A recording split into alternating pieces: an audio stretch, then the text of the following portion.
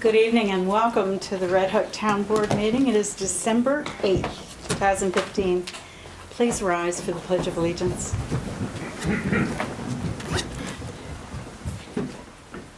I pledge allegiance to the flag of the United States of America and to the republic for which it stands, one nation, under God, indivisible, with liberty and justice for all.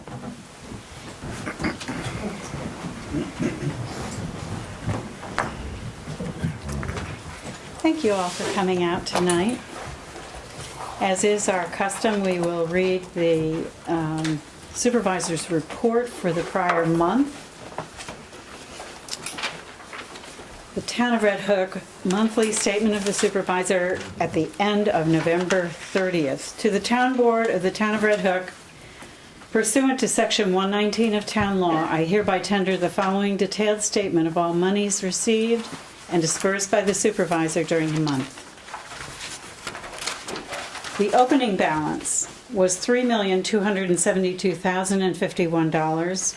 We received $429,672. We dispersed $599,084, leaving a balance at the end of November of $3,102,640.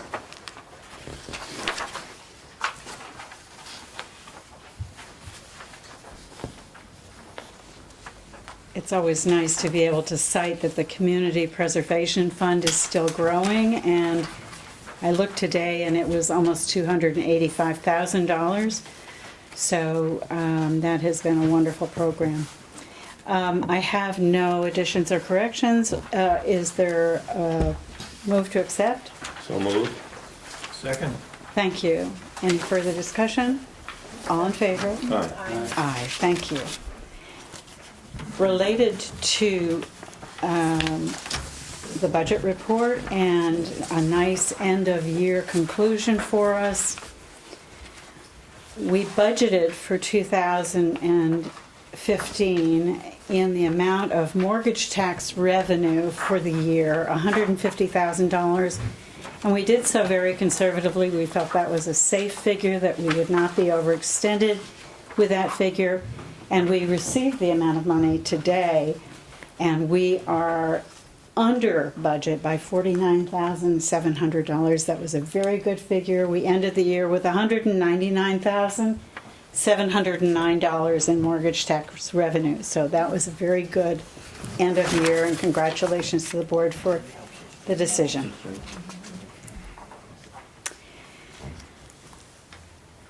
Just a couple of announcements. I am required as supervisor to remind everyone that is associated with the town that the Association of Towns sponsor a training school and annual meeting this year to be held at the New York Marriott Marquis in New York City, February 14th to 17th. And they are obviously encouraging all those people who work for the town and have appropriate classes that they wish to take to make reservations soon. So I will leave this for the next supervisor.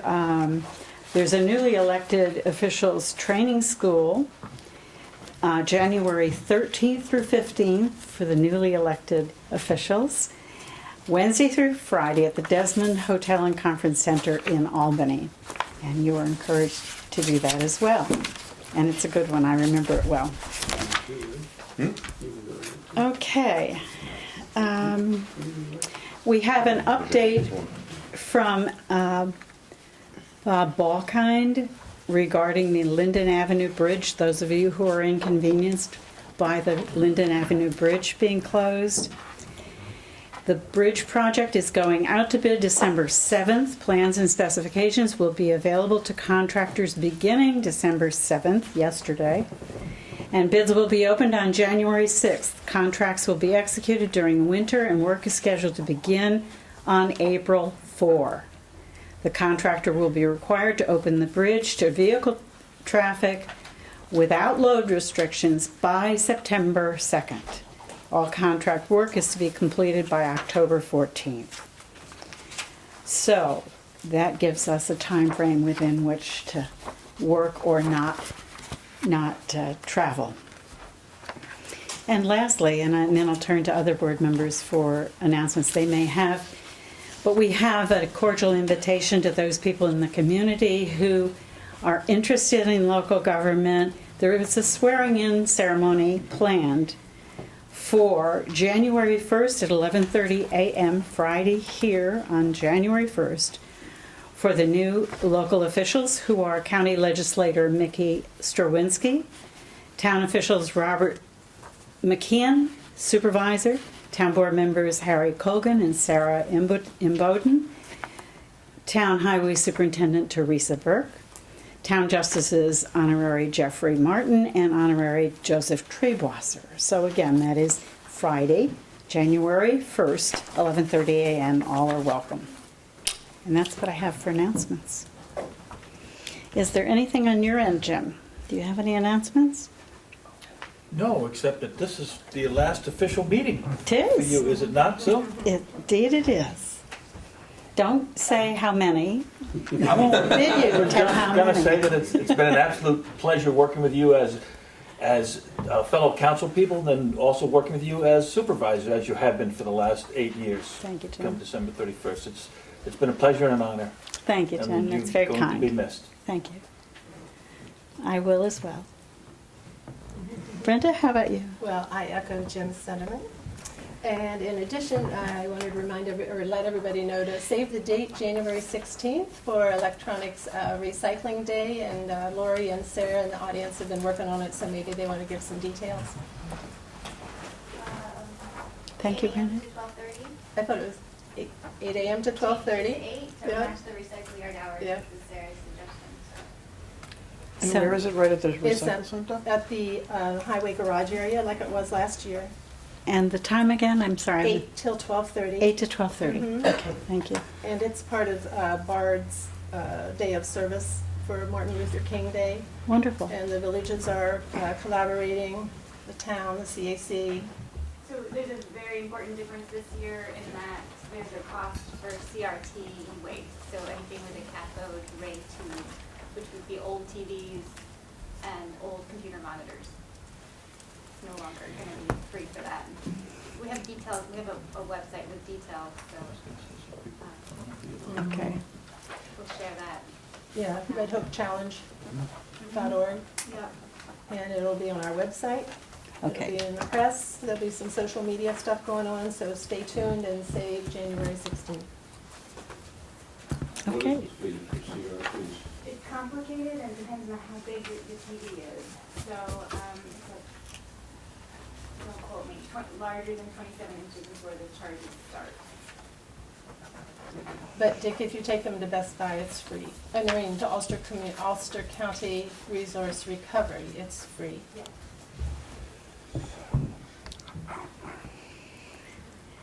Okay. Good. How about me? For all the, I'm not finished. I just want to say that's good. And turning to my right. How about you? You know, it's been a great 8 years. Thank The you. learning process was wonderful. I mean, I got a push and a shove once in a while, which I must thank you for. But it's been a great 8-year relationship, and I certainly appreciate all that you've done. Great. And Thank you. I believe the community will as well. And I have one announcement. I believe some of the Tivolians here can correct me if I'm wrong. Santa Claus comes to Tivoli on the 12th, right? Yep. Yep. Okay. And there's a tree lighting in the late afternoon, early evening, right? 3 to 5. You'd better be ready with lots of gifts. Santa comes around in the fire truck. Thank you, Tilly. Yeah. And Bill, how about you? Well, I also note with sadness the fact that this is your last supervisory role, I feel like I've so to died. speak. But in any event, I appreciate, of course, with everybody, all your work. Going back to 2004, when you encouraged me to get on the working group. Maybe that wasn't a good idea, according to some people, but anyway, thank you for that. And I also, on behalf of the Red Hook Alumni Association, my goodness, you know, they are so proud of Sue Crane and everything that you have done for the town, having graduated from Red Hook High School. And So with that, I compliment you and wish you well. Thank you, it's very kind, Bill. And it has been truly my great pleasure and privilege to serve not only with this board and boards before them, but with the community of Red Hook and all the wonderful volunteers. So I take with me many, many fond memories, and I'm not going anywhere. I'm going to stay in Red Hook. I think it's the best place in the entire world to live. So thank you all for your kind words. Okay, we are privileged to have a presentation. Can I just bring I that beg up your one pardon? time? Sue, we're not letting you have a word here, Okay. the poor woman. Well, here's my town clerk monthly report for November 2015. Total local shares remitted to supervisor, $889.37. Amount remitted to New York State Ag and Markets for the spayed and neutered program, $67. Amount remitted to New York Department of Health for marriage licenses, $67.50. And amount remitted to New York State Environmental Conservation, $1,017.63, for a total state, county, and local revenue of $2,041.50. Pursuant to Section 27, Sub 1 of the town law, I hereby certify that the foregoing is a full and true statement of all fees and monies received by me, Sue McCann, Town Clerk, Town of Red Hook, during the period stated above in connection with my office. And I just want to also say it's been a pleasure working with Sue. Right back She's at been you. she's been a terrific supervisor. I don't know if people realize how lucky we have been.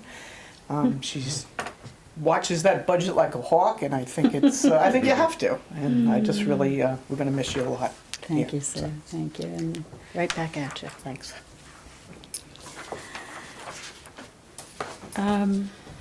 So we have 5 minutes before we start a presentation. So if there are any public comments, I would welcome them now, and we can open it again after the presentation. I don't want to have these poor gentlemen held up and lady held up.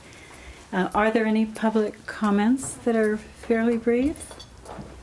Not now. Okay. All right. Thank you.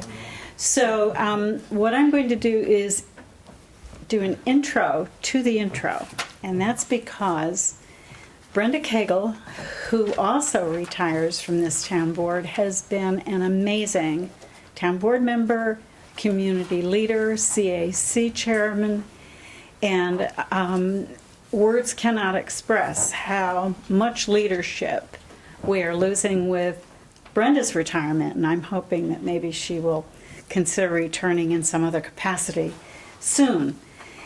But in any event, she has led the vision for sidewalks on the east side of Route 9 South, starting here at the Town Hall property and going all the way to Holy Cow. So I want her to take due credit for that project and introduce the first public presentation of that project. Brenda?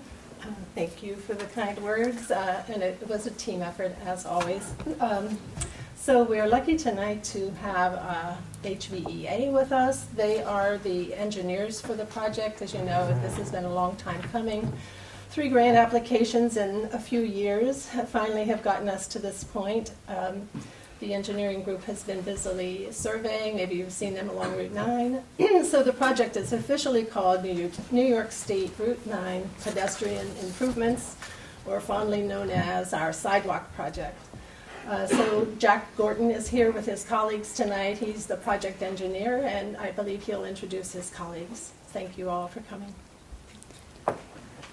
I'm Jack Horton. I'm with HVA Engineers. I'll be the project engineer on this project. I'm here with Joe Foglietta, the project manager, and Catherine Dreyer. She's going to be the design engineer on the project. Hand it over to Joe for a little. And I want to thank the town board for the opportunity to present this tonight Pleasure. And get us on the agenda. My name is Joe Foglietta. I'm the project manager at Hudson Valley Engineering. And what we're going to do is I'm going to talk a little bit about a background. Maybe some folks haven't, we can get everybody up to speed on where we are. And I'm going to talk a little background on the project. And then Jack is going to get up and talk to the technical aspects of the project.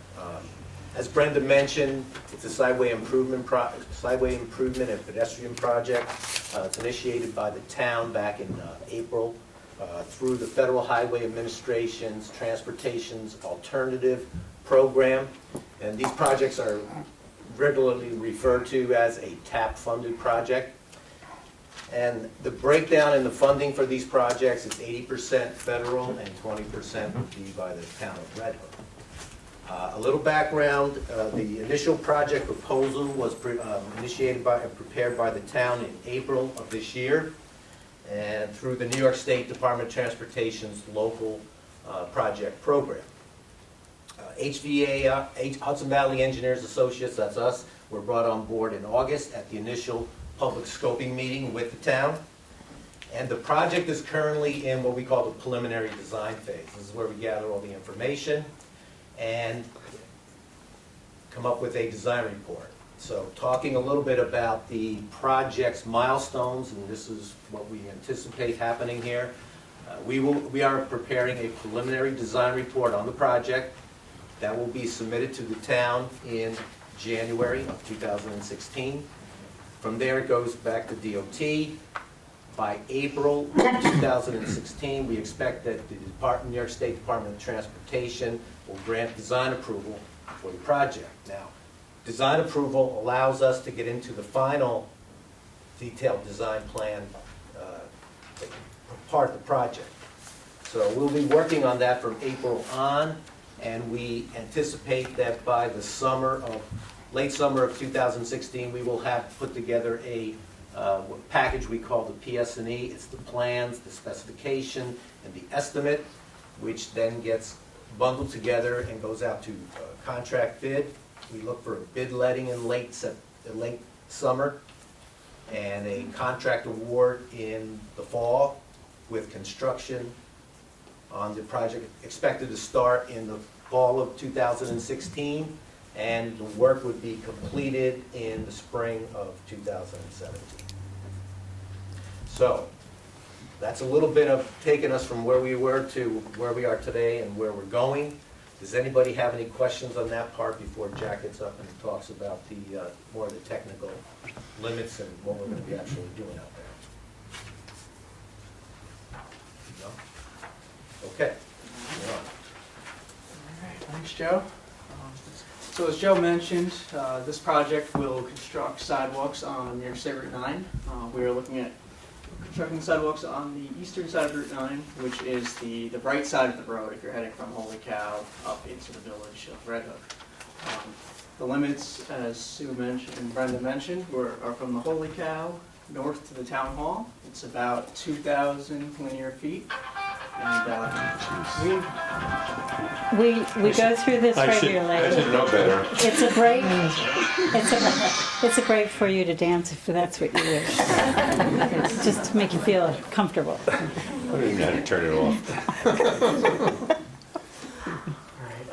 So this picture here is actually taken near the Dunkin' Donuts on the western side of the road.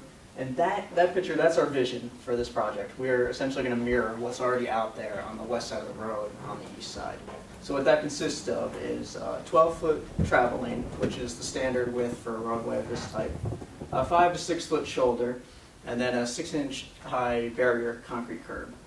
The sidewalk will be located behind the curb, and the sidewalk for a facility Route 9 would typically be a 5-foot wide sidewalk. You'll notice here that the sidewalk's actually offset from the roadway. We are going to do that where feasible. This gives us multiple advantages. It's a place to store snow.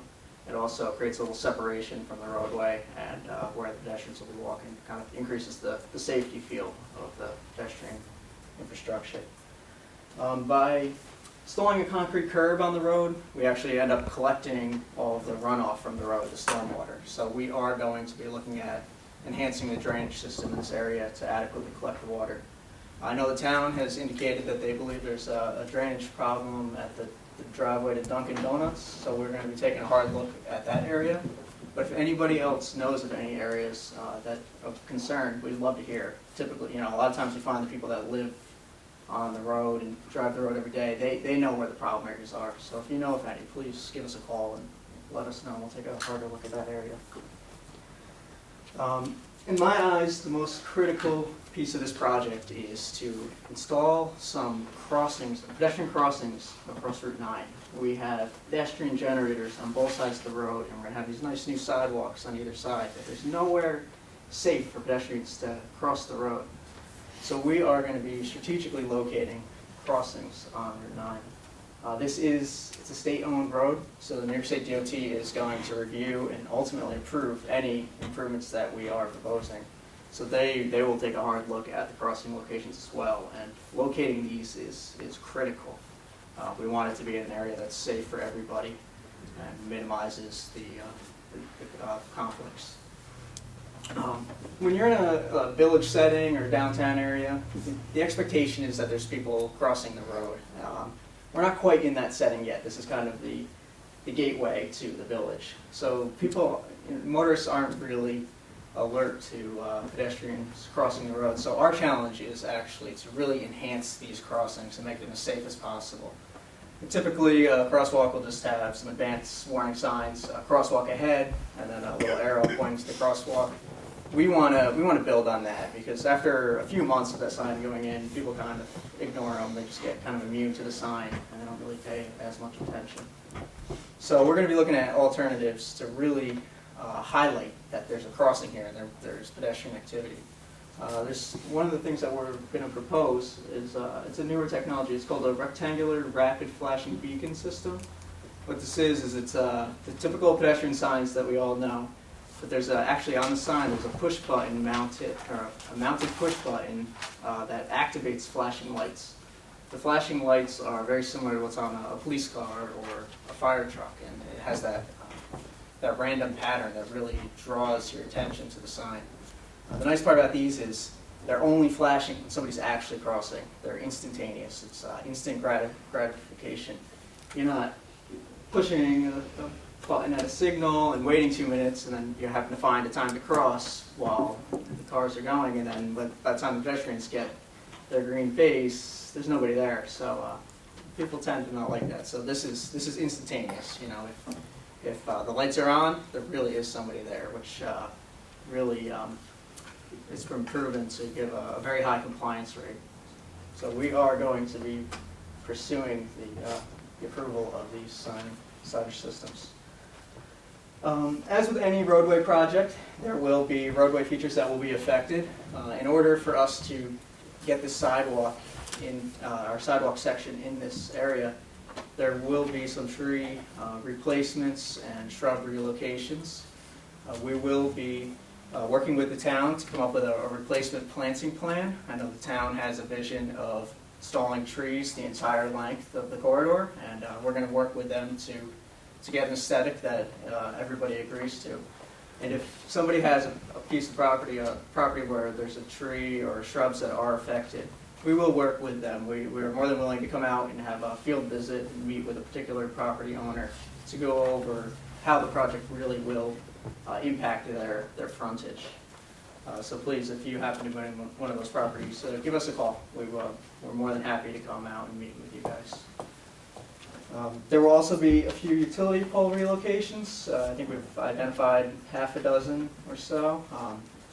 They happen to fall right in the middle of where we want to put the sidewalks. So we will work with Central Hudson and the other utility owners. They actually end up relocating the poles at their cost. So we'll be moving them. It'll be 3 or 4 feet either way. We're not talking about anything major, just minor relocations.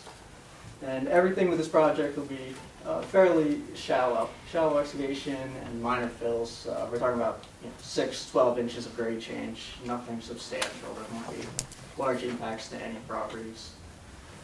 At the end of the day, even though it's a state road, the town will own and maintain the sidewalks, and they have graciously decided that they will provide snow and ice removal, which is a great benefit to everybody. And when you walked in, I don't know if everybody noticed, but we have a sign-in sheet and comment sheets. Even if you ask a question today, please write it down. If it's written down, it becomes part of our public record. It goes in our design report. So please take a comment sheet with you, and even if you email it to us or fax us the comment later, we're more than willing to accept stuff after the meeting. That's all I had. We're well open to general questions now. For those at home, please give us a call if you have any concerns. The number is 845-838-3600. You can ask myself, Jack Gordon, or Catherine Dreyer, or Joe Foglietta. We'll always be available to talk to people about the project. My name's Dick Franklin. I live over here on Manor Road. I have a couple of questions. Relative to your flashing lights, have you looked into the stroboscopic effect for people who might be seizure prone? If not, we can look into that. It's going to be an important factor, especially with traffic running up and down the road. This is another distraction that I think has to be looked at. The other thing, which is a little closer to my heart, is the catchment and treatment of storm runoff. Because now you're channeling the water, you've got to have a catchment, but pursuant to EPA regulations, you may have to find a way to treat that water or have it periodically picked up, and that's an additional expense to the community. Yes, we will have to pick up the water.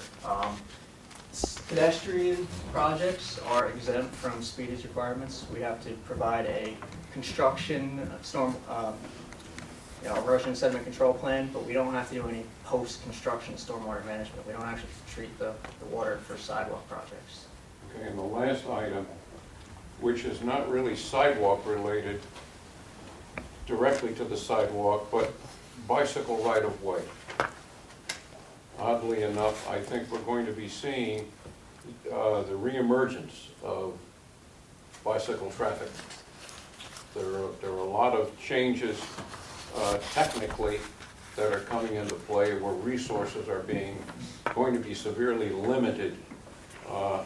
There's an old saying in engineering, having been in one for a while, that if you take it out of the ground, it's not a renewable source.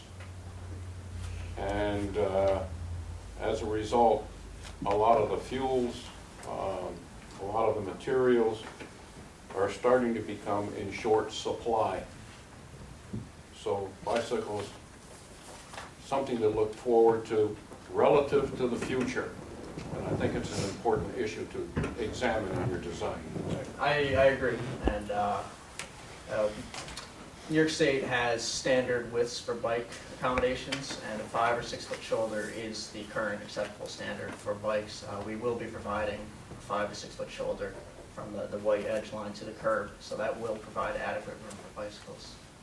We can look at the option of installing signage if the town has any interest in that, and work with the state to really enhance the safety for bicycles.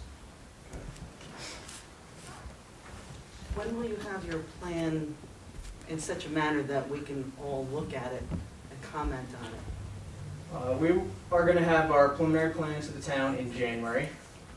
Once the town has reviewed it, it becomes a public document once they're okay with it. I assume they'll have it on file here and you can stop by anytime to take a look at it. And you will be indicating what trees have to come out and potential planting spots? Yes. Okay, the tree commission would be very interested in that. Okay.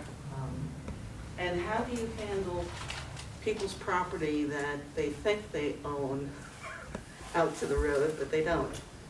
That one gets a little tricky. Yeah. The New York State actually owns, they consider it a 4-rod road. Rod is 16.5 feet, so it's a 66-foot right of way. Basically 33 feet from the center line out either side is owned by New York State. So when we stay within that right of way, we have the right to do any kind of work. We won't actually be acquiring property from any individual property owners. We can see that all the improvements that we can make are fully within the state-owned right of way here. And I am assuming that you'll have it so that a wheelchair can access the sidewalk. Yes. Yes. So everything will be ADA compliant. You knew I was going to ask that one.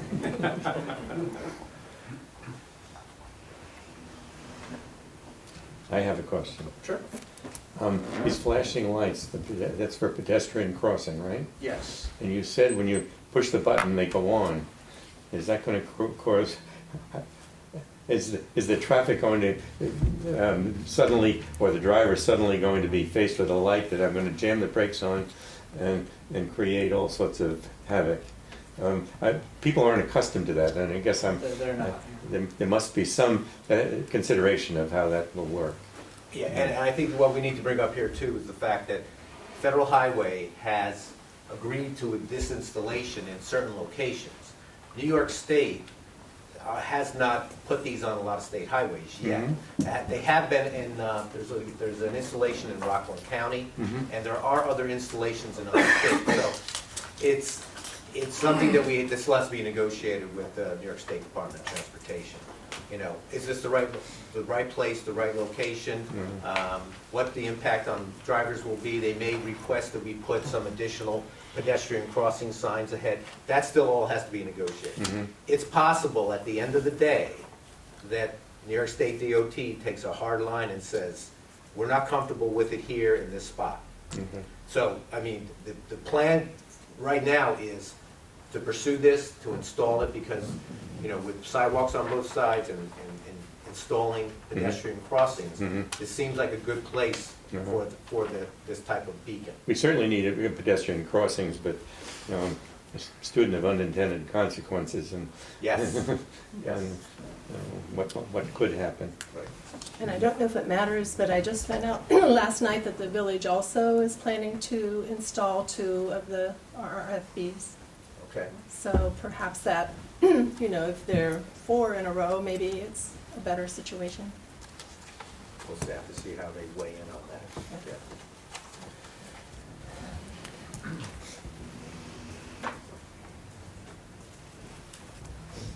I guess you don't have to go in that conference room. Yes, Thank you guys for having if there are any questions that people wish to ask but aren't comfortable asking in public, I've offered the conference room to the gentlemen, and any of you can meet with them after we close this portion of the meeting if you'd like to talk with them in private. Linda, yes. One more. Will you be doing any archaeology along the way? Because Route 9 is a very old road.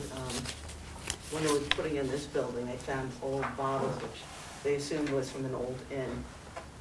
So will you be doing any of that? Part of the federal aid process, when we get money from the federal government, we have to look at environmental impacts, historic impacts, archaeological stuff. We will be doing just a cursory study of the area, and if anything pops up that is of significant interest, then we will have to do shovel tests and more in-depth exploration. But if not, then we would just wait for construction, and in the event that somebody does uncover something, we would stop all construction and kind of get to the bottom of it. Does the DOT have a timeline for when you request the review of the pedestrian actuated signal for when they have to make a decision by? And when are you going to start the process? We're going to be starting that process with them very soon. They know that this project is scheduled to go to construction in September, so they're aware that we need to get design approval by April. Design approval by April would mean that they would have to review this, we discuss it, and are they going to allow the installation, or are they going to ask for some additional requirements, additional signs, or whatever? Or possibly say, they may come out and say, we're not comfortable with it here. The fact that the village, though, is considering it, maybe they'll look at this as a corridor approach, and, you know, we don't know that yet. It's new. And then the fact that I think we're also interested in getting the speed limit reduced in that area, if that weighs, should weigh into that. Well, thank you very much. I guess there are no questions. Thank you. Take this over there. Okay. Thank you all.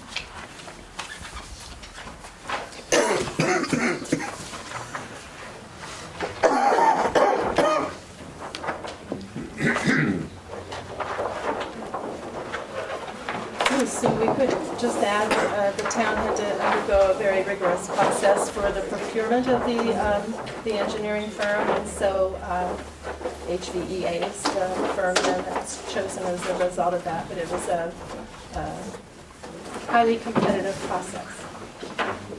They're sure to be congratulated for winning that bid because it was an extensive one, and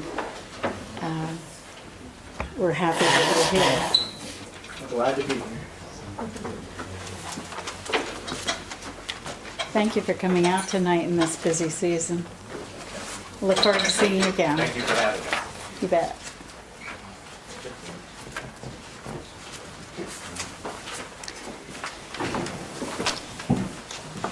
Okay, next on the agenda is a presentation by Vin Coluccio, who has been the chair of the Emergency Preparedness Committee. And he has brought forward some information to us to try to acquaint everyone who's listening with new 911 criteria and practices.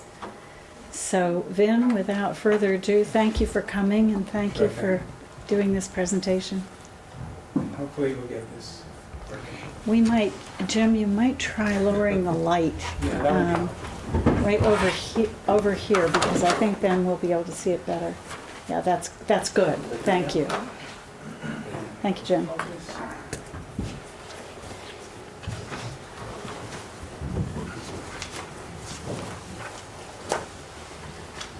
Okay, my name is Vincent Coluccio. I'm the chair of the Disaster Preparedness Committee for the town of Red Hook. And I'm here to talk about what's called the E-911 sign law in Dutchess County. There are two major issues that we need to discuss, and we appreciate this, again, the opportunity to do this now. One is to make sure that our responders get to the incident site immediately as soon as they possibly can. The second is to make sure they get there safely. And those are the issues behind the discussion that we're going to have now. E-911 refers to an enhanced 911 emergency phone network. When we dial we still dial 911, so just forget about the E. All that it's saying is that we have a better phone network than we ever did before. And a couple of the benefits to E911 is that when a caller calls 911 on a landline, the address and the phone number of the caller is immediately displayed on a monitor within the 911 center at the county level. So right there you have a benefit, because you don't have to have a discussion with the caller and ask, well, where do you live?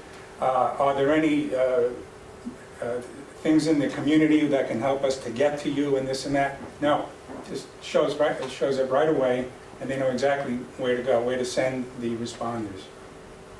Also, there's no need to look up different phone numbers for police, EMS, or any of the medical responders, because the person taking the call will know exactly who to send out to the emergency site.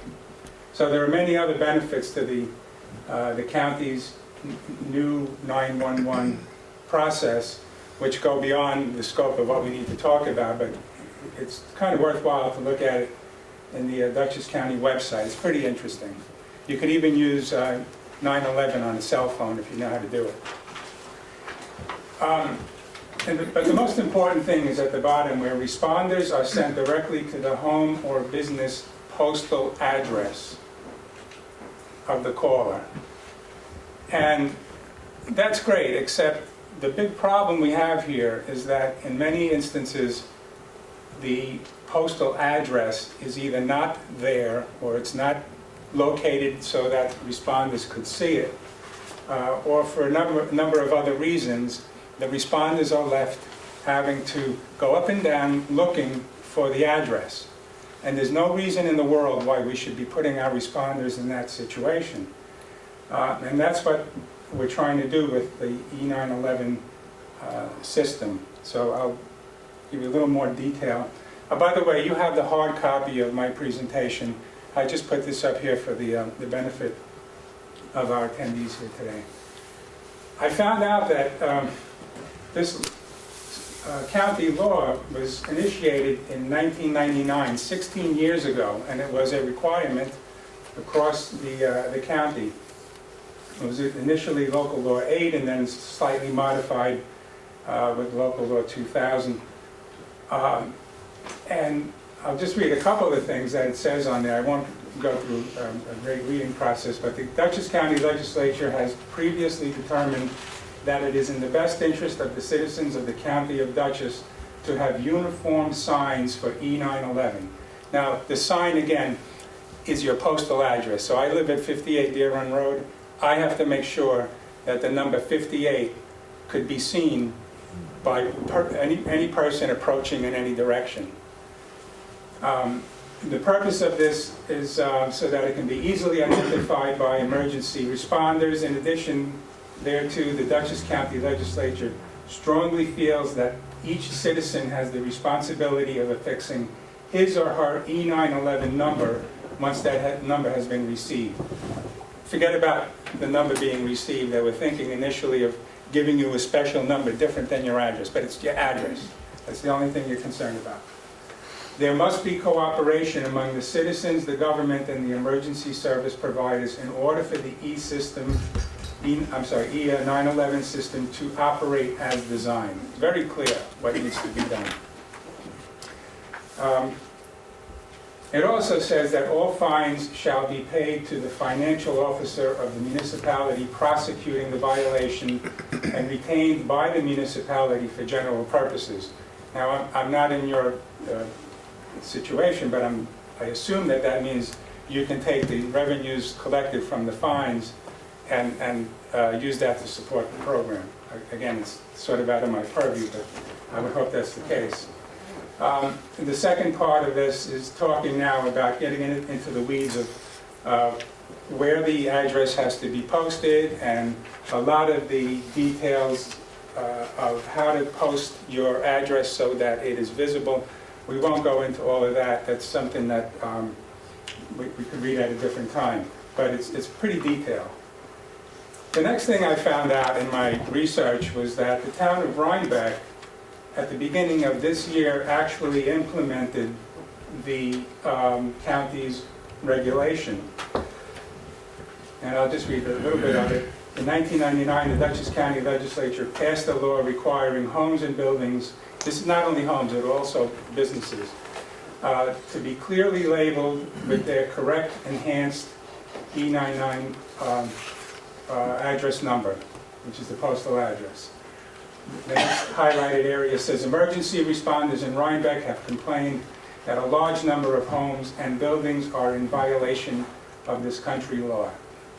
And it highlights some of the requirements of the law. Now, I think this is terrific. The way that these graphics are produced makes it very simple to correspond to reading what you need to do. Then you have a visual to help you to go out in your front of your yard and where to place your signal, your sign. I think it's done very well, and I give a lot of credit to the folks who have done this. And also another very good signage, what a good post looks like and what a bad one does, the height that it should be, and it says, if the mailbox is at the road on the same side as the building, it can be used instead of a post to display the address. Numbers must be on both sides of the mailbox so that it can be visible when approaching from either direction. I know that there are many roads where the postal service just comes in one direction, so you put your number there. But if an emergency vehicle is coming in this direction, they're going to miss it. So that's the kind of logic that goes into this regulation. The town of Rhinebeck has put together a violation report, and these are some of the criteria that they look at. Was there an incorrect number at the address? No number visible. The number was illegible. The driveway forks off. So now that you have two homes, one might not, or both might not be labeled. And the structure more than 50 feet from the road, no marker at the road. So again, it's a sort of a, something handed down that could possibly be just modified if necessary to create a local law in any municipality. Same thing with the attention to the emergency responders. The town of Rhinebeck put out this letter to responders explaining the E911 situation, and it's again a very good piece of work, and that's it for my slides. So the issue now is, where do we go? And I'm, you know, needless to say, the committee is very strongly in favor of promulgating this type of regulation in the town of Red Hook. And I think it really needs to be looked at. You know, if you think about it, they're out there sometimes in the middle of the night. It could be sleeting, hailing, stormy weather, and they're prone to accidents and injuries. You know, it's just not necessary. And you know, I'll let some of the responders speak on the issue themselves and give you their perspective of it. Anyone want to make a statement? Yeah, the biggest issue that we see as far as fire departments is, like Vin was saying, if you're going down the road, a lot of houses, they'll label the mailbox, but the number's only on one side. Or they'll put it on the front of the mailbox, which if we're driving, you can't see. Plus, they're supposed to be reflective. A lot of the numbers on the mailbox aren't reflective. The law states that they have to be reflective in certain size and everything. We run into it a lot, like forked driveways. It'll be at the end of the road or end of the driveway. There'll be two or three mailboxes, whatever. That'll have the numbers on them. We start going in, driveway forks off. If they don't actually label it at the fork, we don't know which way we're supposed to go. So that's wasting valuable time as far as getting the responders to the incident. So that's where as a committee member, and I think the whole committee feels that the town should look into some kind of enforcement and or fine system to force people to comply to the law. Do you feel that you put people on notice about this defect? I mean, a lot of us have marked our houses and we figure we must be, you know, safe so that if somebody wants to get to us, they'll know where to go. Right. But I mean, if there are people who have no idea that they haven't marked their homes, is there a way of giving them notice and maybe getting them to correct the situation before we pass a law that has all sorts of penalties and that sort of thing? I like what Vin has as far as what Rhinebeck uses. You know, as first responders, if we had those forms and we run into this issue, we could tell the homeowner at that point, but then we could fill out one of these forms and get it to the town, so the town could actually go to the homeowner and say, listen, you got to get this done by a certain time, or else there's going to be fines. When that law was put into effect by Dutchess County knew they were going to have a hard time enforcing that. So they left it up to local fire departments to get that word out. We put out an annual letter every year telling people that they have to mark their houses, and you know, if they have any questions to contact us, we'll tell them how to do it and stuff. But there's rules. You know, if your house is more than 50, if you live in a road and you're more than 50 feet in off the road, your house has to be marked on your front door and at your driveway, so that we know where you're at. You know, I drive the fire trucks all the time. Driving a fire truck in stormy weather or regular weather or whatever, and in the middle of the night, and you're trying to look for these numbers that are an inch high, you know, and it just not, you can't see them. And there's many times we've gone by them. I mean, U-turn, you know, it's pretty tough to make a U-turn with a fire truck once you go by them. Right. It becomes a problem. A lot of times you'll come up on a row of mailboxes. You'll have 10 mailboxes on that road. That don't tell me where the house is. Your property needs to be marked. And that's a Dutchess County law, except Dutchess County never went out enforcing it. We, as the first responders and the team, we want to see that law put into effect in this area. Seconds mean lives, and that's basically what it comes down to. We can't find you, we can't help you. And it's just not, and then again, you also put us in danger too, because we're the ones that wind up, hit the brakes and somebody behind us rear ends us and everything else. It's a good law, it should be enforced. Unfortunately, the county doesn't put any bite into it, but if the local municipalities put the teeth into it, we're not saying you gotta fine them $100 for the sign. We're saying if you find them, you fine them for the cost of the sign, so they put the sign on the front of their house or on their property. That's basically what we're trying to get done here. Yes, I spoke with Henry Campbell today. He's responded in Rhinebeck. And what he told me was that they are already enforcing the law. They are issuing, they're giving the town three months in which to come into compliance, which is very generous. These kind of things could be done fairly quickly. But they're reminding people, and people that have gone, people that go beyond the 3 months are being fined. The county says that fines should be at $50, the second fine $100, and then the third fine $150. I believe that in Rhinebeck they're only fining at $50. So they are already enforcing this, and I know that this might be a lot to work with, but the committee is very willing to meet with you at any time to work something out, because we just can't allow this kind of danger to continue for both the people that are in the emergency and for our responders. So we're ready, willing, and able to help out. Just one quick thing. Sure. Today, Red Oak had a call. Northern Dutchess paramedics responded to the call up on Route 9. They could not find the address.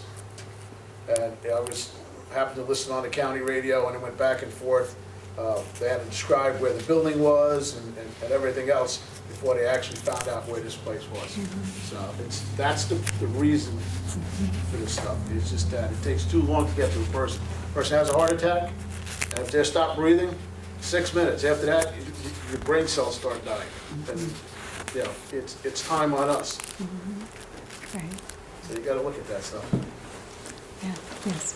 I'm not a first responder, but I can attest, having gone to a bunch of doors this fall, that it was difficult, and this is during the middle of the day, to ascertain, in many cases, what the correct address was for a particular home. So I know that it's pretty common.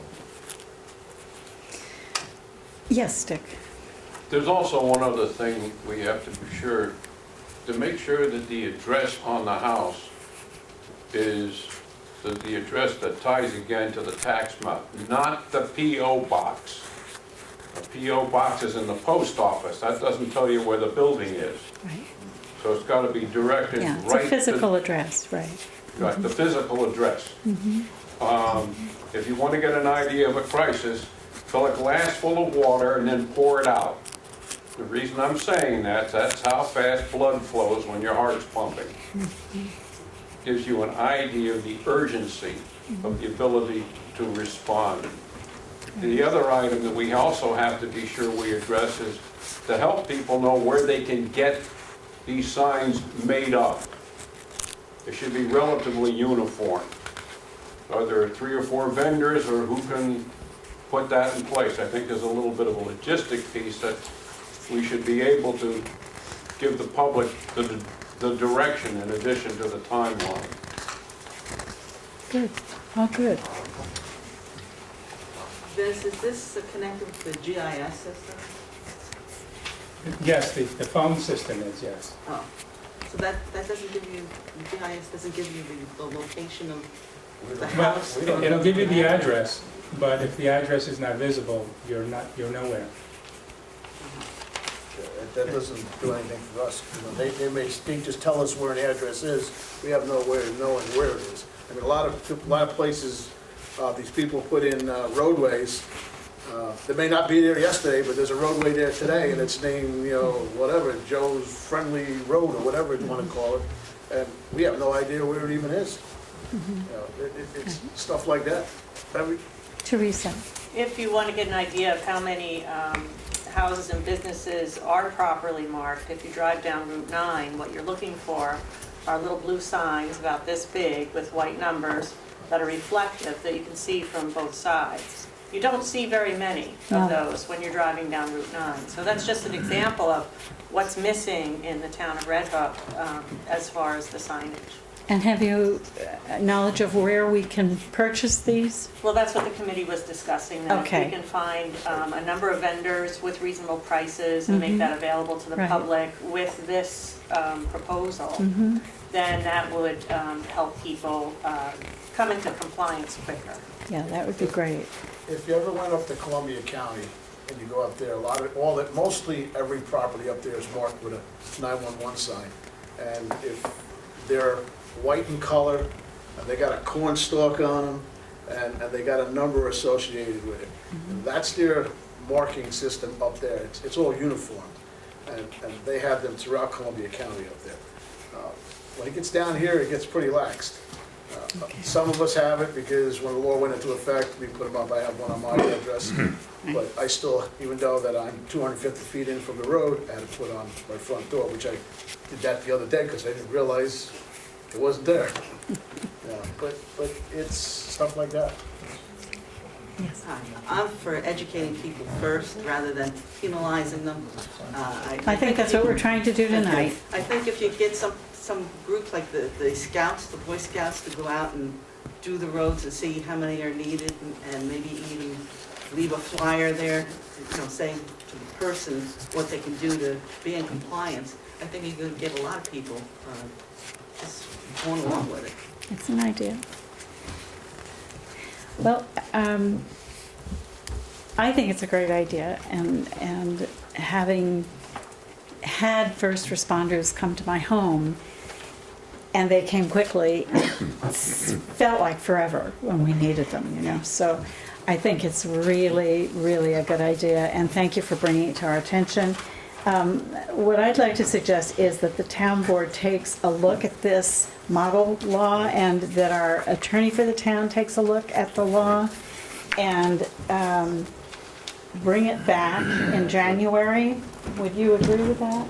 Sure. Bring it back in January for decision-making as to how you want to handle it. I think it's early now to do that, but we have everything we need to do that. So if we could ask the board to keep it on their radar, and in January have it at an as early as possible meeting, that would be very helpful.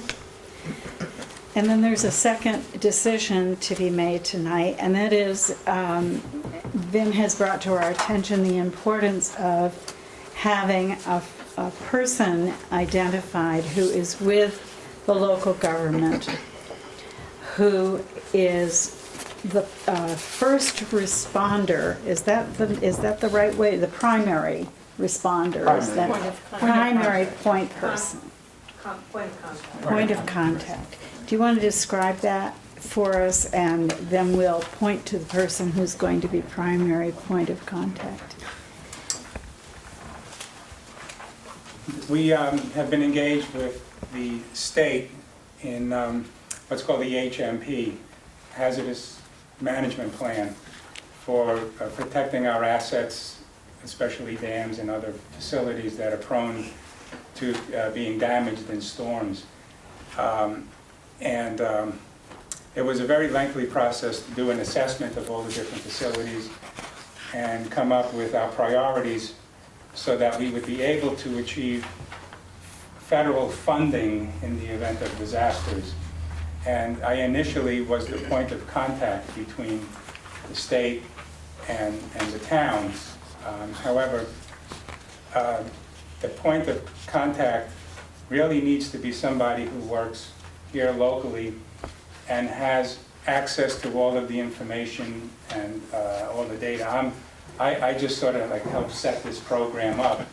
And in the event of an emergency, if they called me, I would be really unable to come up with the assistance that they needed. So we decided that it should be somebody here at Town Hall who has access to all the information as well as the contacts with the responders and other people. So that's what I had recommended. It would not be in the interest of the town for me to be the point of contact, given that I don't have, I'm not in touch with all of the information that's needed. That was the smoothest way of declining it as I have ever heard, but he's been so wonderful in putting together this hazardous mitigation plan that I really want, on behalf of everyone in town, I want to thank you for all the work you've done, Ben. It has been a monumental task, I know that, and you've been fabulous. So what we did was we started to twist arms a little bit, and fortunately for me, I usually don't have to twist too many people's arms here because people are pretty responsive, and I spoke with our highway superintendent, who in my 8 years as supervisor and before that on the town board, I have found that the highway superintendent is the one that often is the first to know that there's a dangerous situation, a hazardous situation, a critical situation, and the supervisor gets notified by that highway superintendent often before I'm aware. So Teresa Burke has agreed to serve as our primary point of contact in the case of this kind of emergency management situation. And the secondary point of contact has been agreed to be the supervisor-elect Robert McKeon. So thank you both for agreeing to do this, and we have a resolution to that effect that I'd like to read. Resolution to appoint primary and alternate points of contact for Dutchess County Hazardous Mitigation Assistance Plan. Whereas the town of Red Hook is participating in a project of the Dutchess County Department of Emergency Response to develop a county-wide hazard mitigation plan that will identify projects that can reduce damages from future natural hazards. And whereas the creation of these plans will help the area to better prepare for, respond to, and recover from hazard events and disasters, and allow the county and municipalities to maintain their eligibility for federal mitigation grant funding from New York State Department of Homeland Security and Emergency Services and Federal Emergency Management Agency, FEMA. Whereas the draft plan is to identify the primary and alternate points of contact for the purposes of the hazardous mitigation plan, now therefore be it resolved that for the purposes of the Dutchess County Hazardous Mitigation Plan, Teresa Burke, as Highway Superintendent of the town of Red Hook, Dutchess County, New York, is hereby appointed as primary point of contact, and Robert McKeon, as Supervisor-elect of the town of Red Hook, is hereby appointed as secondary point of contact. And I so move. Second. Is there any further discussion, conversation, questions? All in favor? Aye. Aye. Thank you. Thank you both. And thank you, Vin. It's been such a pleasure. It really has. It's been a lot of work, I know, in a behind-the-scenes meeting, and we thank you for all the effort that you have put into this. And thank you, first responders out there. I know that you have been a wonderful committee, and you've always showed up for us and talked us through some of these problems. And it can get really dicey when emergencies like Hurricane Irene hit and we don't know what to do. It's so overwhelming, and without you, I don't know what we would have done. So thank you all, and I never get tired of thanking the emergency responders. Thank you for coming and helping us with this. So you'll see more about this in January. Okay. Oh, here we go. Now I lost my... I do this every week.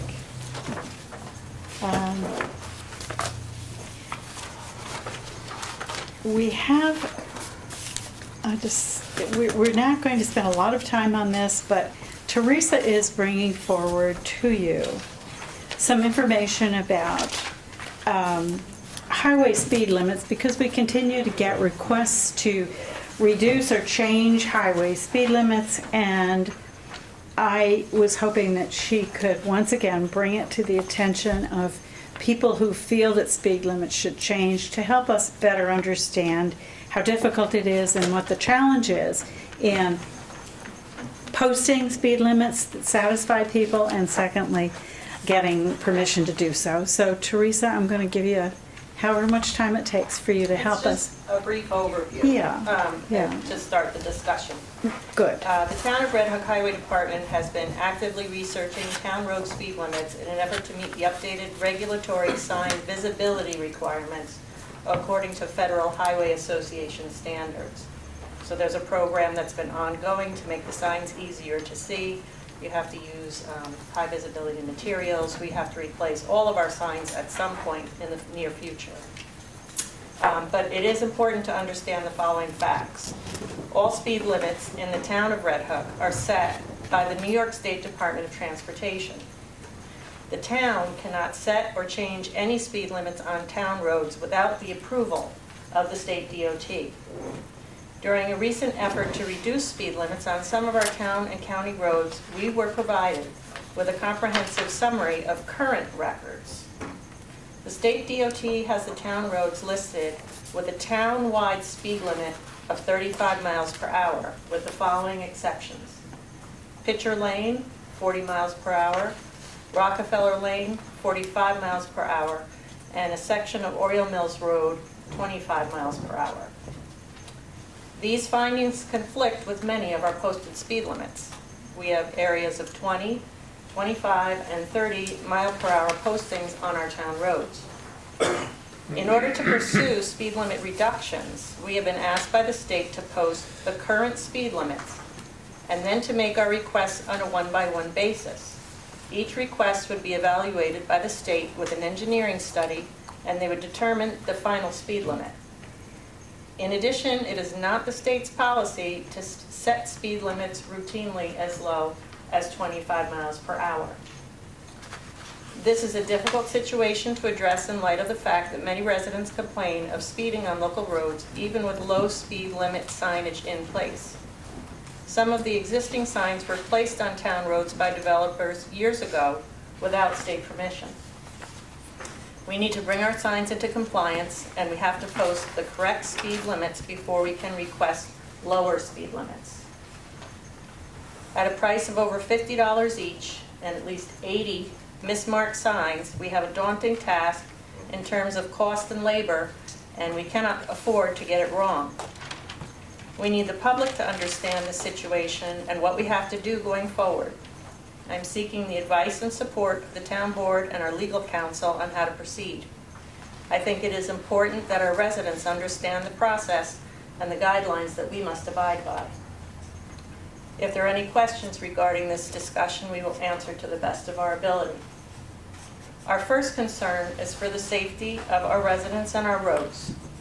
This request may be seen as a conflict since the new speed limit postings may be higher than the old postings.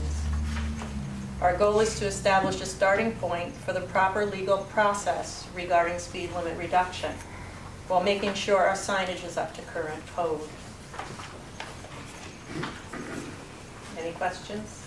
Yeah, why do we have a 45-mile-an-hour speed limit on the road where the town limit is 35? You know That is an exception to the townwide speed limit as designated by the state DOT.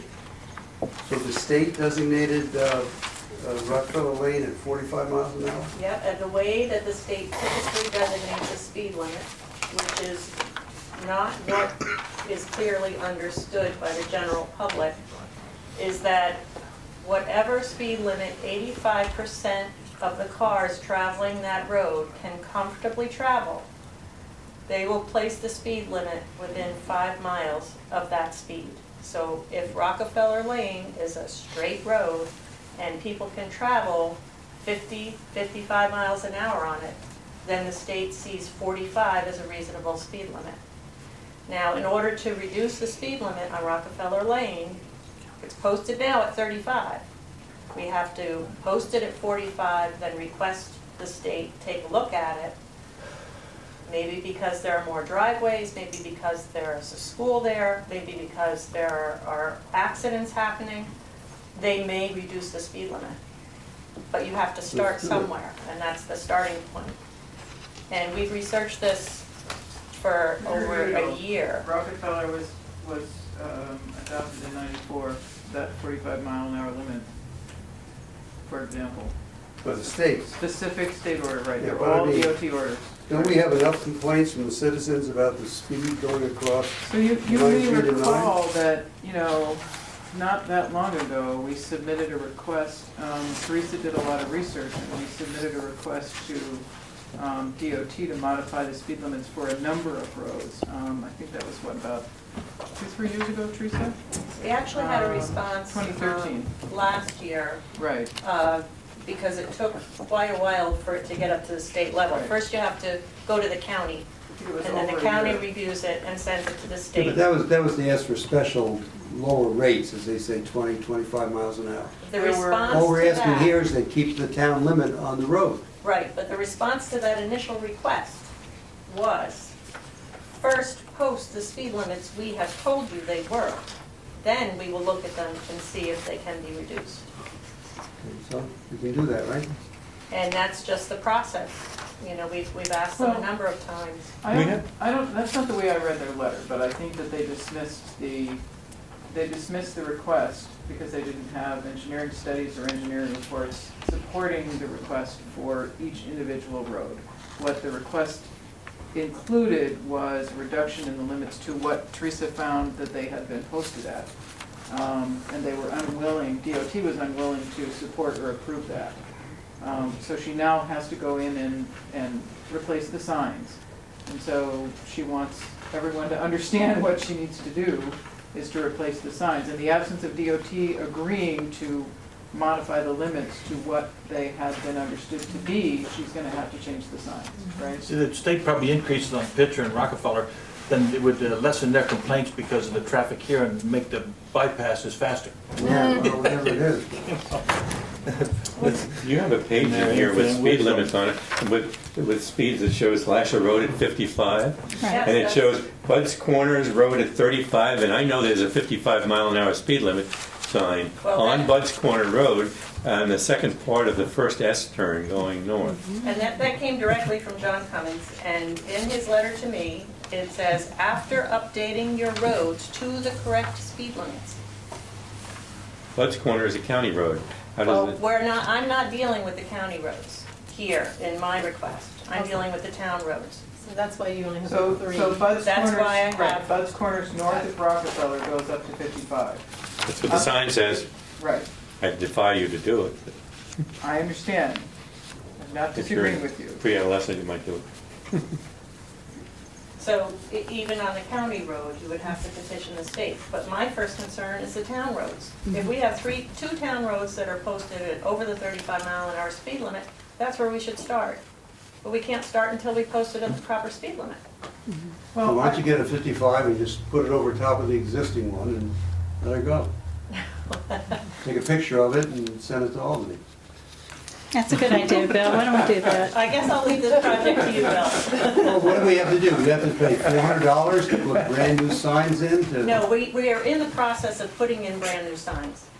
We need to update all our speed limit signs anyway. We have not done that yet because we need to know what our speed limits are.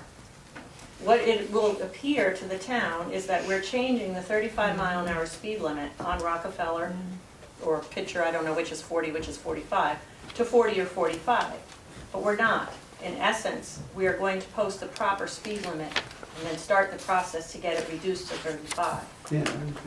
What we And then don't they want to reduce it do by is another we sign. don't want to replace the 20-mile-an-hour, the 25-mile-an-hour, the 30-mile-an-hour signs with those same signs, only updated. We have to post what the speed limits are. It's a dual program. Post the proper speed limits, get the signs But into the compliance. the two main roads are Pitcher Lane and Rockefeller Lane. But we, in the town, have to replace all of our speed limit signs with the high visibility signs that are required by the Federal Highway Association. There's a program that's been in effect for the past few years, the same thing we did with our street signs. Not only do we have to make them correct speed limits, we also have to make them high visibility. So we're trying to accomplish two things at the same time, but in doing so, the public may interpret that as, oh, they're raising the speed limits in the town of Red Hook, when in effect, we're posting the proper state designated speed limits. There are 20-mile-an-hour speed limit signs out there that are put in place by developers, and when people see those signs change to 35, they're going to say, you're raising the speed limits in my, my residential neighborhood? Yeah, well, we're gonna do it, we're gonna do it. You've already covered that, so. So we also have to make sure that they are the compliant visible signs, and this is the beginning of the process. But what we'd like to see, starting with Pitcher Lane and Rockefeller Lane, is to get those reduced to the townwide speed limit of 35. Yeah. So you're gonna change those signs first so we can start the process to get it reduced? Well, that's what we're hoping to do, and that's why we're bringing this information forward, so people understand why we're doing that. And you are going to get a lot of comments, because we already get calls into the highway department saying, people are speeding, you have to lower the speed limit. We have no jurisdiction over that. Well, It's only the. give them the name of that guy in Albany who's telling you you gotta do that. And let them call him when they. Well, they can, and what I've been told is that if you know people high up in the state, that's where you direct your complaints to. I'm only speaking from what my responsibility as the highway department is, and making you aware that there will be this situation. So, Thank you, Well, state Teresa. employment and job security. I think they have a brother-in-law who makes signs. That's what I think. We laugh, it wouldn't surprise me. pardon me? What's the overall cost gonna be to change the speed limit up or down? The Because you have to have engineering The involved. cost really, the state performs the engineering They studies. do? Yes, and if they've done an engineering study recently, they may not see the value in doing another one. They may deny it. Yeah, I know, we're dealing with that up Yeah. there. So the cost to the town is just the petition to start the process, and then ultimately to change the signs. That's one of our issues, East Curly Corners Road, West Curly Corners Road, whatever, that's 55-mile-an-hour zone. Right. Then they wanna know why they have traffic accidents at the stop sign. And those were included in the request from the town for reduction. Yes, they were. But again, you have to go on a case-by-case basis. That was the response to, I think we asked for 12 speed limit reductions. Yes. And it was kicked back and said, first put your proper speed limits up and then we'll talk about each one. Well, now we have a better handle on the process. Yes, hopefully. Yes. Thank you, Teresa. Thank you very much. Democracy at its finest. This raises an interesting question. How about everybody who got a traffic ticket for going at the regulated speed limit? Can they now come back? You don't want to say that on panel. Too late, he did. I haven't got one, but I just, wait a minute. Okay, I thank you, Teresa, for that. And I wonder if we could quickly turn to the next. This has to do with the highway department, and it has to do with the shared services equipment agreement that Teresa and other highway superintendents have been collaborating on. Specifically, the town of Milan, the town of Clinton, the town of Rhinebeck, and the town of Red Hook. And we have here, for your consideration, an intermunicipal agreement for sharing equipment. Teresa, you've gone over this. You're content with it. The attorney for the town has reviewed it. You are satisfied with that? We actually just received some revisions today to respond Okay. to our comments. Okay, would you like us to table it, or No, should we should pass this resolution as it They reads? respond to our Isn't comments that correct? appropriately. Right. Okay, so Bill O'Neill, I wonder if you would read that resolution, commitment of funds for purchase. Whereas the town of Clinton, a municipal corporation with principal offices located at Center Road in Rhinebeck, made an application joined by the towns of Rhinebeck, Milan, and Red Hook to the County of Dutchess for a municipal consolidation and shared services grant for the purchase of a mini excavator. Oh, and I'm sorry, Madam Supervisor, I think that the latest version, before you go on, does require the full 17.5 to be placed in deposit against the purchase of the equipment, as opposed to 1/4 of the price that you had been quoted, which was the low price. Mhm. So we would want to have the resolution read accordingly if you agree with that, Yeah. the 17.5. So. Okay, that's Instead of supervisor- 15.9? Yeah, I would, that would have to change to 17.5. Okay. And then the. 500. Right, that is still the proposal, but I think that because of the other costs involved, I think I would Okay. change the item 2 to 17.5. Okay. If I could ask you to do that, Thank you. all right, thank you. Now, whereas the grant application was awarded to Clinton as the lead applicant in the amount of $70,000, whereas pursuant to the County of Dutchess procurement policies and procedures, the proposal was obtained for the purchase of the mini excavator at a cost of $63,628, which is good until January 1st of 2016. And whereas pursuant to the County of Dutchess procurement policies and procedures, the equipment for which the grant was awarded must first be purchased, and upon completion of the purchase, reimbursement will be made to Clinton by the County of Dutchess. So now therefore be it resolved that the Town Board of the Town of Red Hook acknowledges the award of the grant for the shared services purchase to be made by the towns of Clinton, Milan, and Rhinebeck. And the Town of Red Hook shall appropriate and set aside in the year 2015 the sum of $17,500 to be used towards the purchase of the mini excavator, which sum will be reimbursed to the town pursuant to the grant. And the town board shall enter into an intermunicipal agreement with the co-applicant towns coordinating the scheduling, use, and maintenance of the equipment. I don't have a second page. There isn't, that's it. Okay. Harry, would you like to make a motion? Ready? Would you like to move that? So moved. Is there a second? Second. Any further discussion? All in favor? Aye. Aye. Thank you very much. I know that's been a lot of work and a lot of back and forth. Thank you. And thank you, Chris.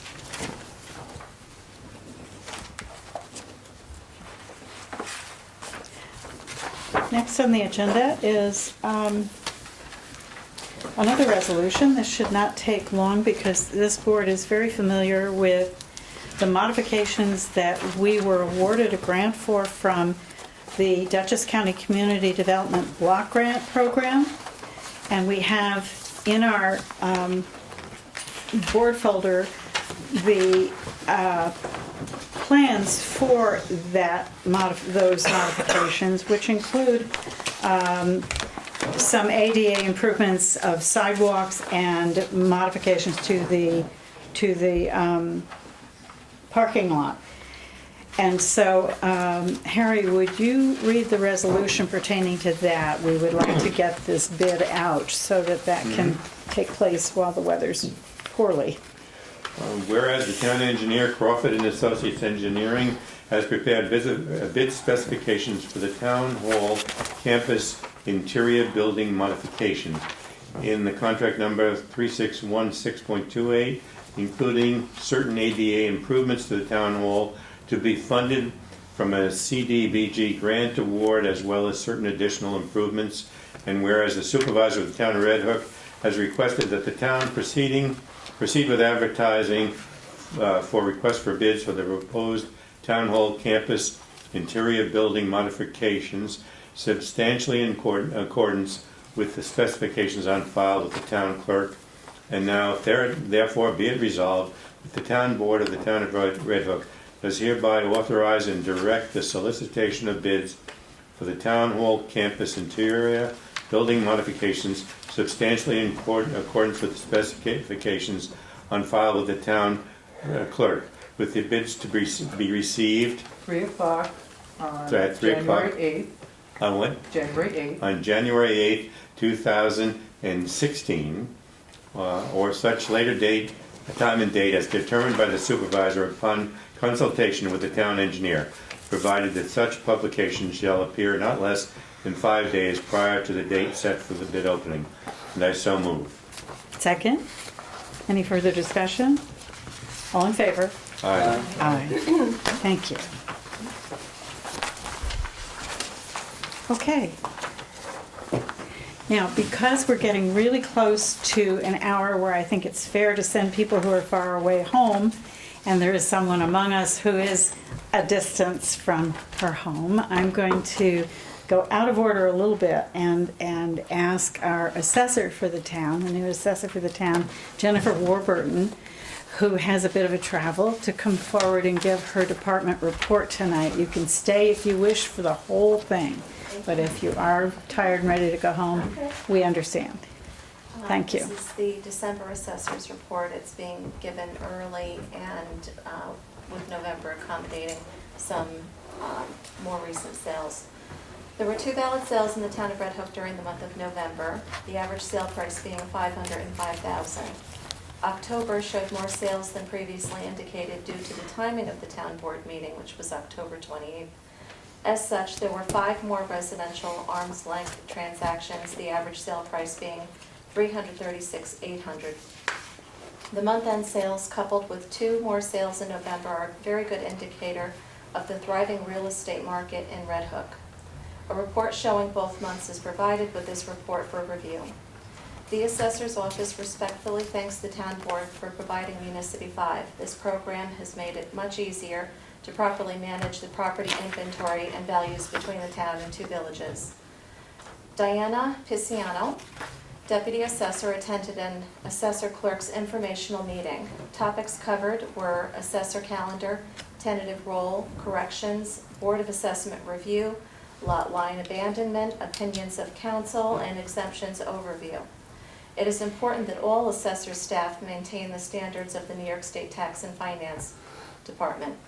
In a short time, all exemption forms will be sent out. The Town of Red Hook Assessor's Office maintains and qualifies approximately 3,600 exemptions every year. Several properties have been inspected for assessment review pursuant to taxpayer requests, and a mileage request was submitted for reimbursement. As always, I remain available at my telephone or email, which is on the website. Questions? Thank you very much. Any questions of Jen? So exemptions are going out at the end of the month. It should be a busy 3 months from January till March. Right. Thank you. Okay, thank you very much, Jen. And we have one other person who has extended a long day. He was here when I came in this morning. John Kuhn, would you like to give your report in as much as you are here and ready to go? Sure. Thank you.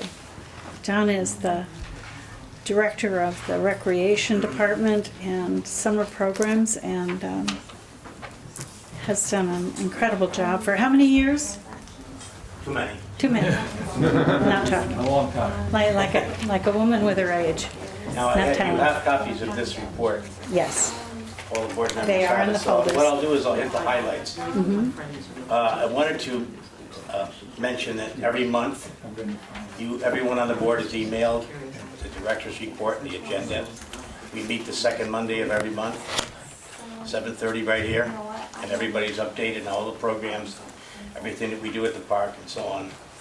So this is strictly for the summer programs, this version of it. And I began by putting down to remind everyone, and myself as well, the mission statement for the Recreation Commission. And that last part I'd like to read, where it says, the Recreation Commission will provide quality facilities through sound planning, development, maintenance, and preservation of parklands, and through the development of quality services, programs, and activities. And that's what falls into the youth programs. The programs are offered to all the youth who live within the borders of the Red Hook Central School District. And the reasoning behind that was that the service area is designed to allow Red Hook students to continue summer activities with friends or to develop new friendships that will then continue into the school year. And it seemed a logical thing. That decision was made 30-some odd years ago. And the Commission believes that providing positive outlets for youth creates better citizens and a better community. And it's one of the reasons why these programs were developed and why they have continued for all these years. Additional programs that we cooperate with other agencies within the town. We have a fishing contest at the rec park every spring. numbers vary, but the average works about to be 125 kids. We stocked the stream on Friday with the Red Hook Rod and Gun Club. They come in with all the fish. And the contest is held on Saturday. They provide refreshments and prizes, and it's turned into a very nice event, and the weather has cooperated in recent years, but not always. We also sponsor a band concert. The Rhinebeck Legion Band comes up, and this year they played in front of the Lind Avenue School. This summer we offered 21 summer youth programs and a senior walk program. And you've all seen that orange brochure for 2015. They're all over the place. They're also available online at redhook.org. They come out in early May. They're in the virtual backpack of the Red Hook Central School District. They're in printed version that I take all around and put all over the place, mostly at Holy Cow. But they're in the village buildings, and they're in the Chamber of Commerce building at the village. Sign-ups are held on the first two Saturdays in June right here in this room between 9 and 1.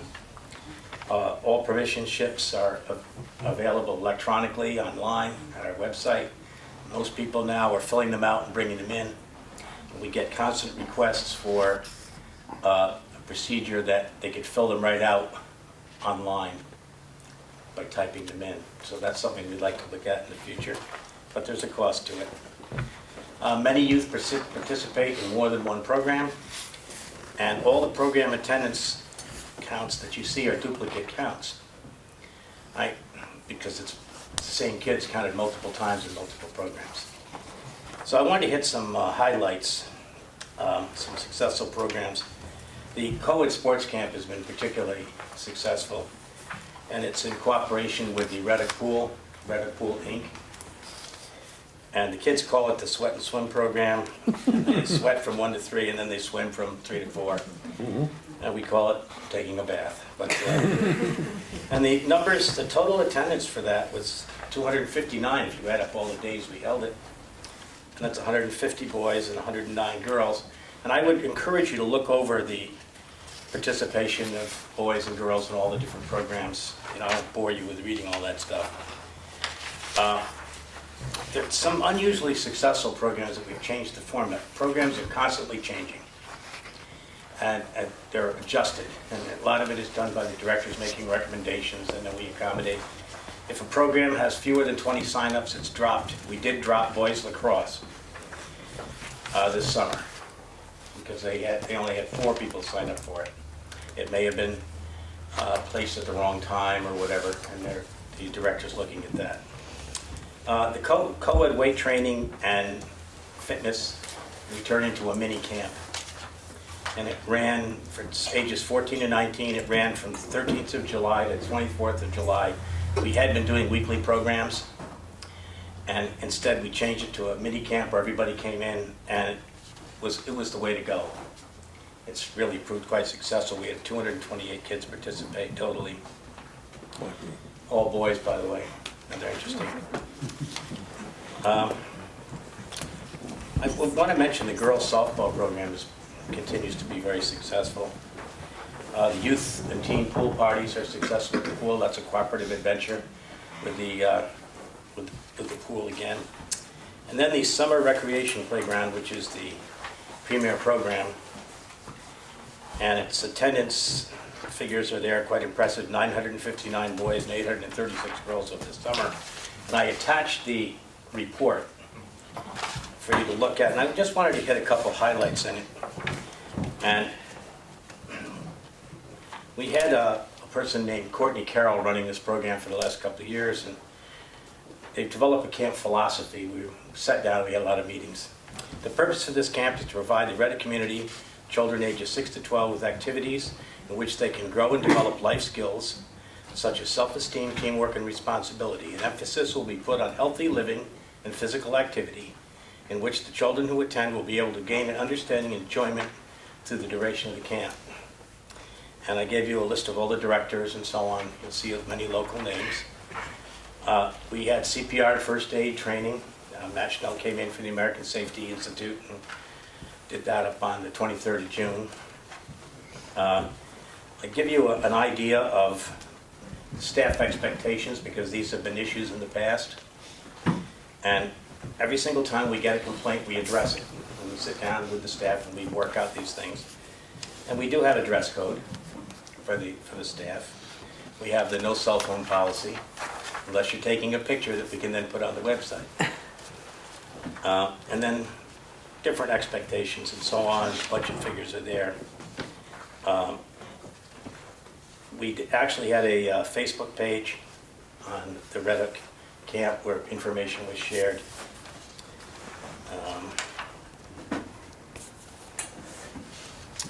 I wanted to mention on a couple other things on the camp activities where it shows what is done every day and the themes for the weeks, for the 5 weeks that the program runs. And we also had a cooperative venture with the Red Hook Public Library that came in and did a series of activities with our kids, and they're going to continue that next year. And that was quite successful. In fact, it's going to be expanded. And I understand they had some foreign kids involved in that as well. And there's a list of recommendations for next year that the commission will be addressing in January and March meetings. And I had to put this down in the end. I wanted you to look at it. It says, "Dear Mom and Dad, today I didn't have a good day at camp. I was told to sit down and take a break 5 times or more this week. The reason I was told to take a break was," and then the kid writes down why, "because just as in schools, you have problems, and you have to have reasonable, logical ways to communicate with parents and kids to get expected behaviors." And I think this was needed, and I think it worked well this year. And we also have the tennis program, and that's at the same park. And the kids, if they go to tennis, then they go from tennis down to the camp, and we escort them down. Then if they start at the camp, then they go up to the tennis, and then we take them up there, then we have to bring them back. And that's why you have these 2 sign-up sheets.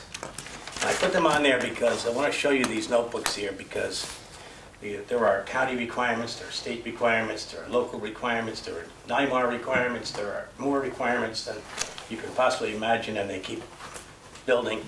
And it becomes a tremendous amount of paper. And just for the one program, every program gets notebooks. And this is just for that recreation summer playground right here. These are the notebooks the director had for this year. And that shows you the responsibility that the director has for, modest pay. That's one of hundreds he has. Any questions? Great. John, I have one more task for you, if you don't mind.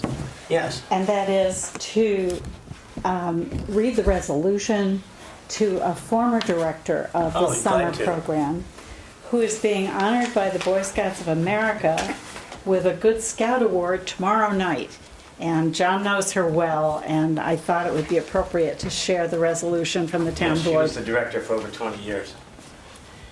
The Town of Red Hook resolution honoring Johanna Moore, 2015 Boy Scouts of America Good Scout Award recipient. Whereas Johanna Moore has demonstrated a tireless dedication to improving the community life of Red Hook and has devoted her efforts to the positive development of youth. And whereas Johanna Moore worked as the Town of Red Hook Summer Recreation Playground Director for many years and served as a role model for community service, promoting and delivering programs for the families and youth of Red Hook. And whereas Johanna Moore has been a positive influence and energetic worker in many capacities in the Town of Red Hook, donating hours of work and professional expertise in dealing with and solving problems within the Red Hook Central School District as a school board member. And whereas Johanna Moore has clearly demonstrated a positive contribution to the quality of life in Red Hook while exemplifying the precepts found in the Scout Oath and Law. Now therefore be it resolved that I, Sue T. Crane, Supervisor of the Town of Red Hook, together with the Town Board on December 8th, 2015, do acknowledge and commend Johanna Moore for her admirable work and for receiving the well-deserved honor of the Boy Scouts of America 2015 Good Scout Award, and authorize this resolution to be passed to commemorate this achievement. and it's signed by the supervisor and the town board. Thank you very much, John. Great. It was appropriate that you read that. You know her for many years, and she made Yes. such contributions to the children of Red Hook, and I know has 2 Eagle Scouts herself, and this will be presented to her at that award tomorrow night in Rhinebeck. Thank you. Okay, so I'm going to have no mercy on anybody else who wants to go out of order, because we're going to go back to number 6 on the agenda, which is kind of a wrap-up of the St. Margaret's Visioning session that we had. It's under tab 6. And we met on, I think it was November 18th here. And as you know, there's been some interest in St. Margaret's since this summer, when Red Hook Community Arts Network occupied the building and had a festival there for one long weekend and taught some art classes, and we were happy to have the building used for something productive during those summer months. It is not heated during the off-season, so it's not able to be used year-round, and we were looking for feedback from the community as to what the community thought about it. There has been in the past an informal survey done by the St. Margaret's Committee asking for community ideas. There were ideas that came out that night. The town historian, Wint Aldrich, came and discussed how the town, or how St. Margaret's came to be. The mayor of Albany granted to the Armstrong family a grant of land in this area, and from it 15 acres were carved, which were Mary Armstrong Astor's property, who was the founder of St. Margaret's Home. It was during the agricultural depression, and boys actually had a much better time of it. Young boys were seen as a benefit to the family. They got the food on the table, and the girls were, step aside, ladies, we will feed you if there's enough left over, because they weren't seen as a benefit to the family the way boys were. And so Mrs. Armstrong determined that there were many girls in the community who were actually suffering deprivation, and families needed help. Not all of them were orphans, although it was often called Mrs. Astor's orphanage.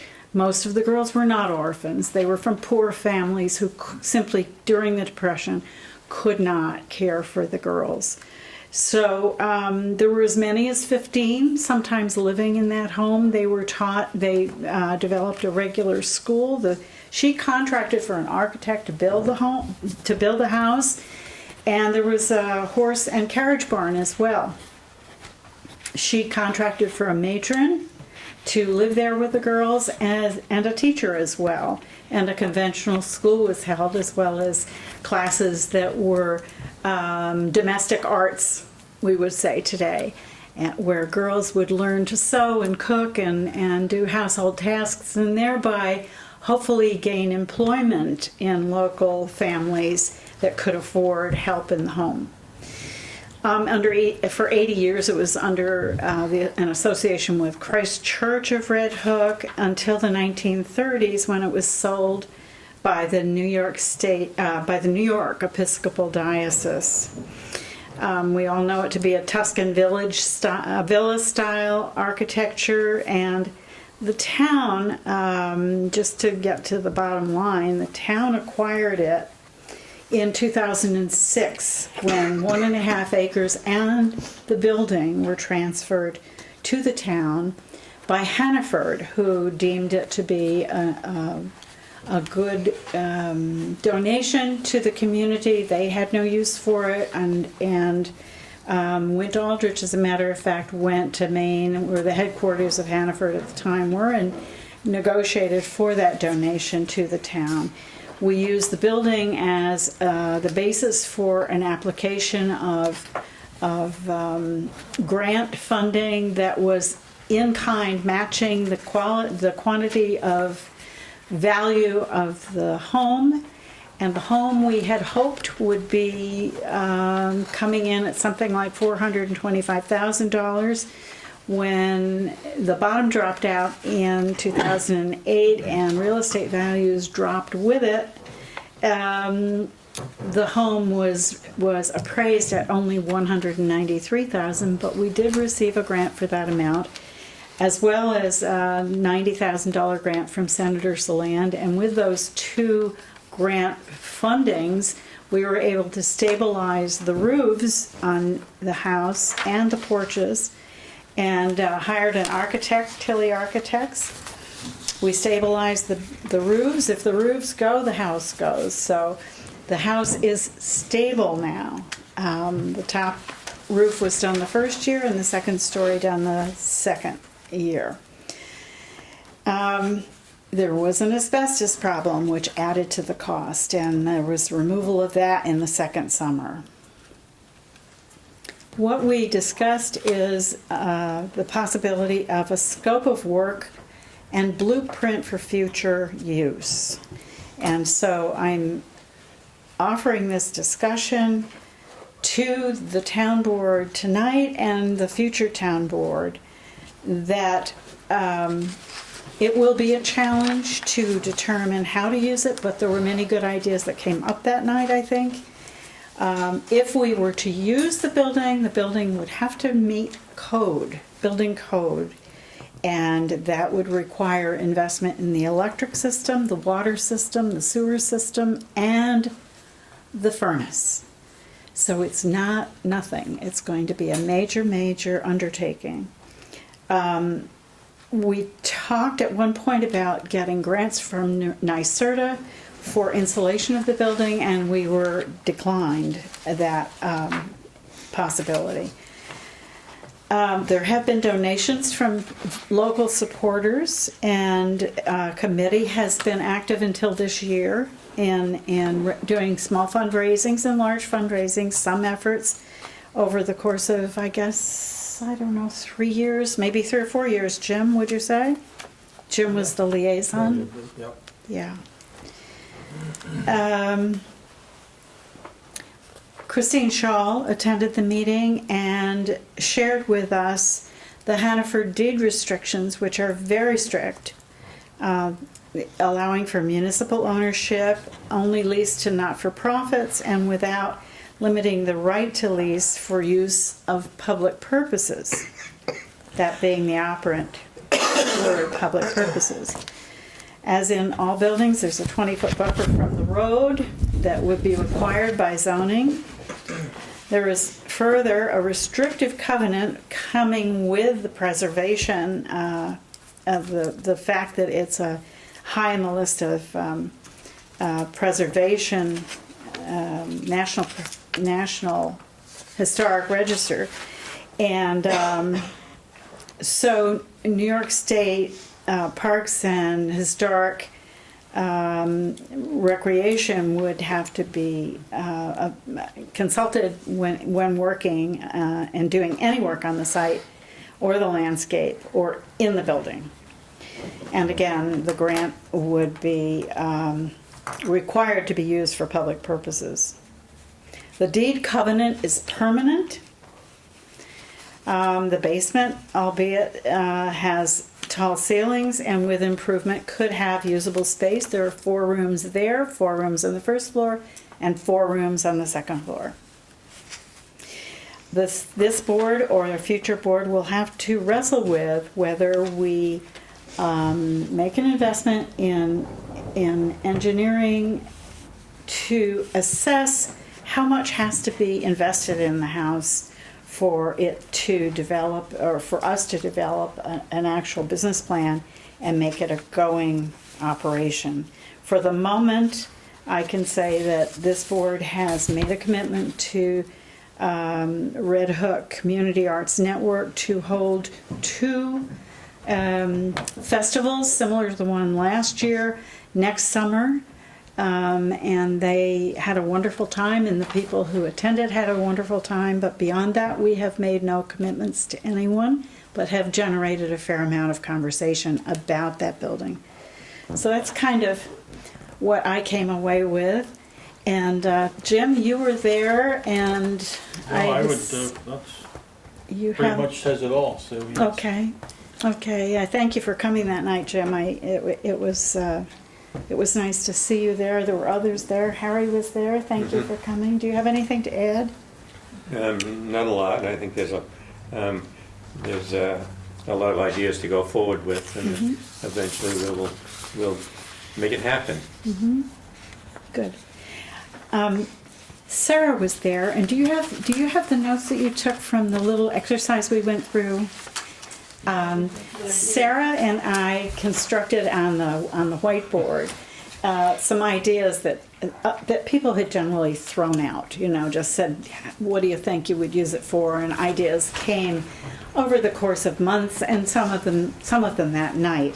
And so we put little boxes up with these ideas and gave people 3 sticky notes to vote first, second, or third choice in your considered importance of how the building could be used, or the property could be used. So Sarah, you were good enough to calculate that all. Would you share that with us? Yeah, it's kind of a visual thing, so it's a little bit hard to explain, but if you can imagine this grid of choices, I guess I'll just go in order of popularity. And we didn't do anything tricky with calculating how many first versus second or third choices there were. Like, there's no score for each one, but the one that got the most first choices was 11 votes for an ice skating rink, with 15 votes altogether. There was one first choice vote for a private owner to take over St. Margaret's, with 9 votes for that choice altogether. 5 first choice votes for an art center, 7 votes for that altogether. As a historical archive, it got 1 first choice vote with 6 votes for that altogether. As a teen work and play space, it got 5 votes. A courthouse received 5 votes. Rental offices was 4 votes. Senior center, 2 votes. Museum, 1 vote. Studio space, 1 vote. Town office expansion, 1 vote. And a write-in, find a way to give it to Historic Red Hook. So it's 57 votes, basically 19 voters, which was roughly, I think, right, how many people were there. Yeah. It was a good night and a lot of discussion, I think, and worthy of doing, I think. And so the challenge for the board coming ahead, the new board moving forward, will be to, hopefully, will be to discuss it further and come up with a plan. Whatever that plan may be is wide open. So thank you, Sarah, for doing that, and thank you all for your support of the Community Arts Network this past summer and for next summer, at least for the 2 sessions that they plan to have. We have next a resolution supporting Solarize Hudson Valley, and I don't know, do we have, Lori is going to bring this forward? Lori, are you going to offer this Solarized Hudson Valley? I'm here for, any questions you have, I sent you some supporting. Okay. Okay. Brenda, do you want to discuss it briefly? Sure. Fill in, please. Well, there's a new program called Solarize Hudson Valley, and the initiative is a collaboration between Sustainable Hudson Valley and Catskill Mountain Keeper. And so I think their goal is to basically make solar more affordable, do education, and also that prospective homeowners can, come on board more easily with the idea of solar, to lend their technical expertise. And so the way they're doing this is designating solarized hubs. Is that the correct term? And they've done this already in Warwick and Beacon and Kingston. And so there's another round of funding that's available, or a round of support, I guess we should say, available. And Lori started pursuing this for the town of Red Hook, and then we had this idea to expand it to the Northern Dutchess Alliance, which is really an alliance of 10 towns and 3 villages, and she has obtained support from, 5 towns and 3 villages? Yeah, Randall, Park, our 2 villages, Red Hook, and Milan and Tivoli? Milan, Hyde Park, Randolph, Red Hook. Stanford. That's not What's the name of the? You mean Stafford? No, the town. Shoot. Not Clinton. No, Where not Madeline Pleasant. from? Pleasant Valley. Pleasant Valley. So anyway, they have a very good core group. And, That's great. For people who have offered to represent each of those municipalities, and Lori, I believe, and her core group had to write a grant application. And we have not yet heard, right? We haven't, we're going down next weekend to the final round, it, so to speak, with Socrates and another community. And so, this is a little bit of the cart before the horse, but, so we would have the resolution in place to offer the support they need, should we be so fortunate as to get the award. Good. Do you have to read that? Sure.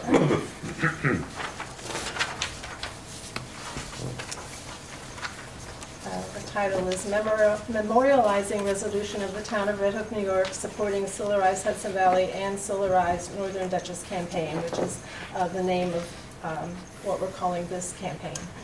Whereas renewable energy is a promising new technology for New York's households, businesses, and communities, and whereas solar panels and installation are becoming more affordable and widespread, and whereas the soft costs such as customer acquisition and sales can be reduced by trusted brokers such as community-based organizations and local governments through public education, and whereas the Solarize model for soft cost reduction has been highly successful in New England and is now being strongly supported in New York by NYSERDA, and whereas Solarize Hudson Valley, a partnership of Catskill Mountain Keeper and Sustainable Hudson Valley, have been awarded funding from NYSERDA to roll out Renewable New York Southeast, a campaign of education combined with Solarize marketing partnerships. And whereas this program is funded by NYSERDA at no cost to participating communities, and whereas this program is a community-focused renewable energy program promoting sustainable energy production to stabilize current and future energy costs, and whereas this program will bring solar energy to residents and businesses at affordable costs through volumized pricing, and whereas the town of Red Hook, through its Climate Action Plan and Climate Smart Communities Pledge, have set the goal of reducing our carbon footprint and helping our residents save energy and money through innovative programs. Now, therefore, be it resolved by the town of Red Hook, Dutchess County, New York, as follows. Section 1, that the town of Red Hook endorses Solarize Hudson Valley and commits to participation through a Solarize Northern Dutchess campaign in Phase 3, scheduled for spring of 2016.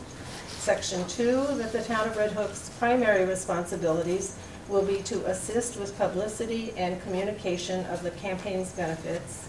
Section 3, that the town of Red Hook designates the Conservation Advisory Council as the primary collaborating organization to meet the goals of Solarize Northern Dutchess and designates the chair, Lori Houston, as the primary coordinator and contact person. Period. That's it. I so move. Second. Is there any further discussion? Good for us. All in favor? Aye. Aye. Great. Thank you all very much. Thank you, Lori. Thanks. Lori. Thank you, Sarah. And the whole CAC, I'm sure, was behind that, right? Great. Good luck to us. Okay. Bill, are you prepared to lead building fees discussion? Well, I thought Christine, are you? The building fees. The continuation of your discussion at the Yes. last meeting. Yes. So we don't have the waiver in the language there, right? What waiver? Sorry? The waiver for an emergency. No, the building permit has been amended to provide that for repair or reconstruction as a result of a natural disaster or casualty loss such as fire, flood, or tornado, the permit fee will be 50% of the otherwise applicable fee, provided that the permit is applied for within 1 year of the date of the disaster or casualty loss, and the square footage and footprint are the same or smaller. And we... What else has changed on this document, though? That's the only thing?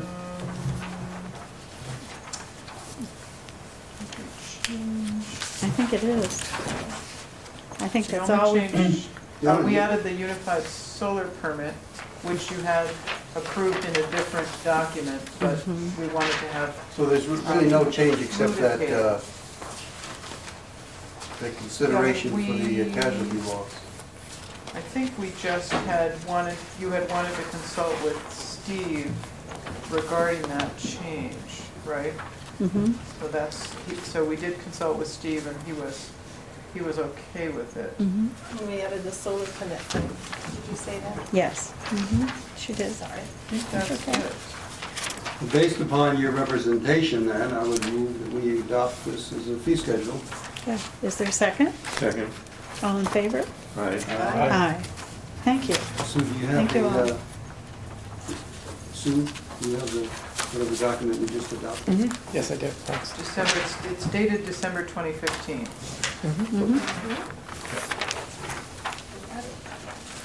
Okay, good work. That's great to have that done. Did we vote on that? We did. I'm sorry. I believe so.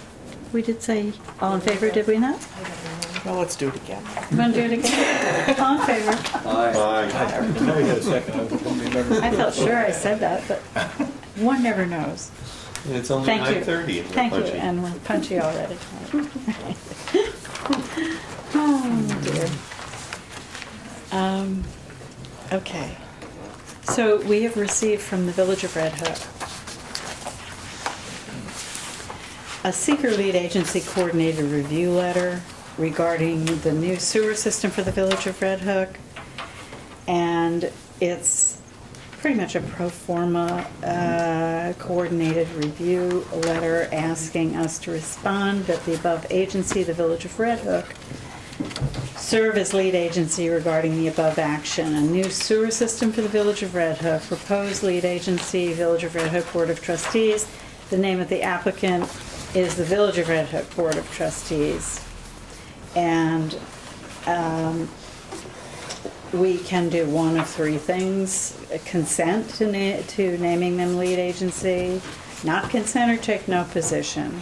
Madam Supervisor, did they circulate the actual EAF? Yes. Could I just take a quick look at it? Yes, Because of course. I wanted to understand, they noted you as an involved agency, and I'm not sure why you would be an involved agency in that project. While you do that, let's us move on to another thing, and then we'll come back to that.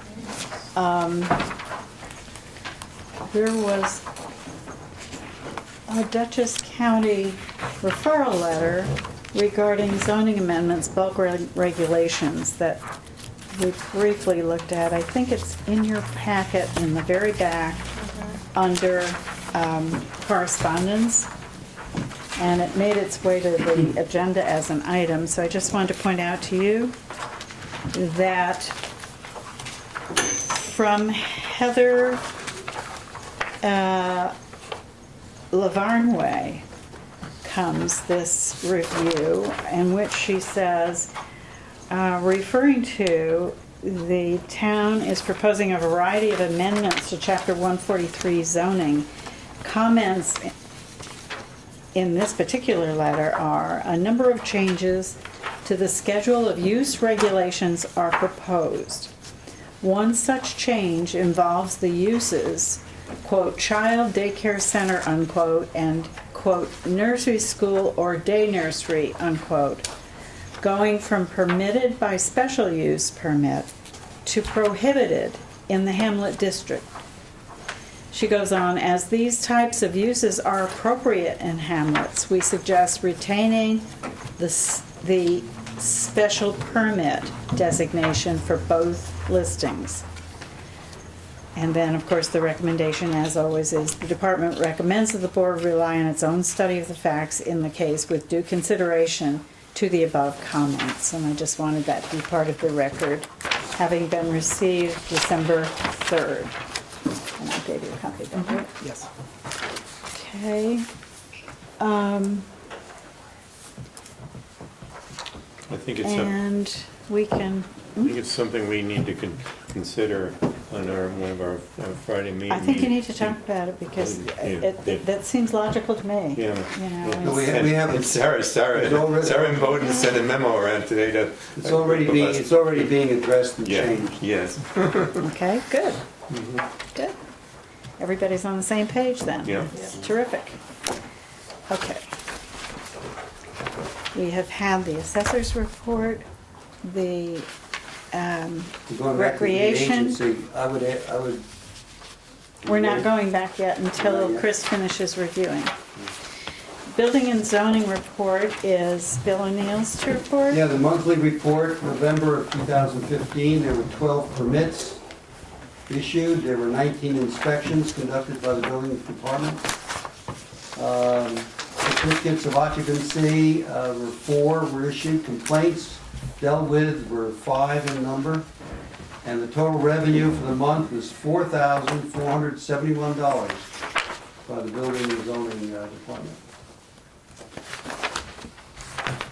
Okay, thank you.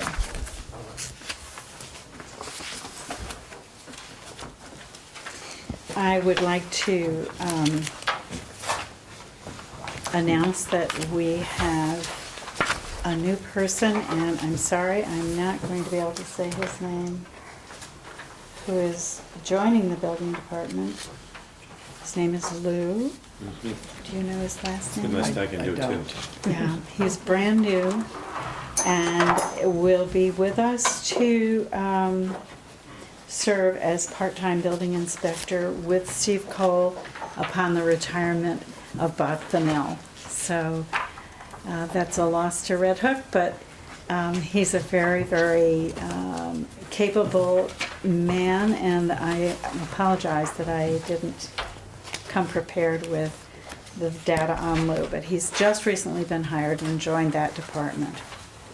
Very nice person, and I think he'll work out well with the town hall family and with the community of Red Hook and Tivoli. The Red Hook Police Department submitted the following report. The total incidents of the reporting period, which was for the month of October, were 95. There were total of 8 arrests and total of 29 tickets issued in October. Harry, there's a purchasing report. Are Yeah. you It was a with that? busy month. There were 61 purchase orders. And several things were accomplished. We hired the consulting firm whom we just heard from to do the sidewalk on Route 9.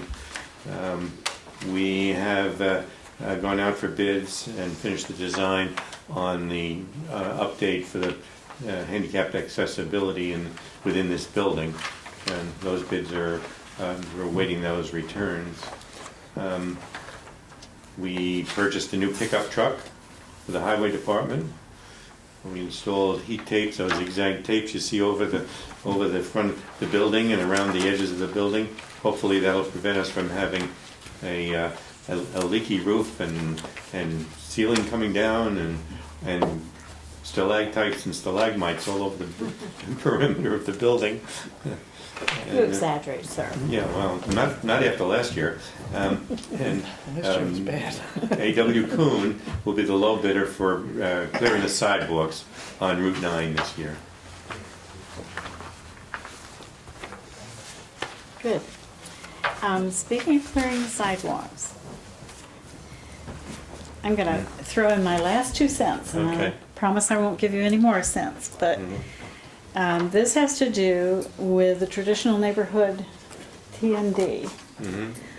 And I would just like to suggest that you consider exempting the traditional neighborhoods from town-paid sidewalk clearing, that become a responsibility of the traditional neighborhood homeowners association or whatever they have going on, or individual homeowners. But I don't think when we pass the law for clearing sidewalks in the town that we were even thinking of the traditional neighborhoods and all that that would entail in terms of clearing those sidewalks. And so it's nothing I want you to vote on or talk about necessarily tonight, but I think you should consider exempting them from the clearing of sidewalks. You're talking about sidewalks within a traditional neighborhood? A traditional neighborhood. Just as a...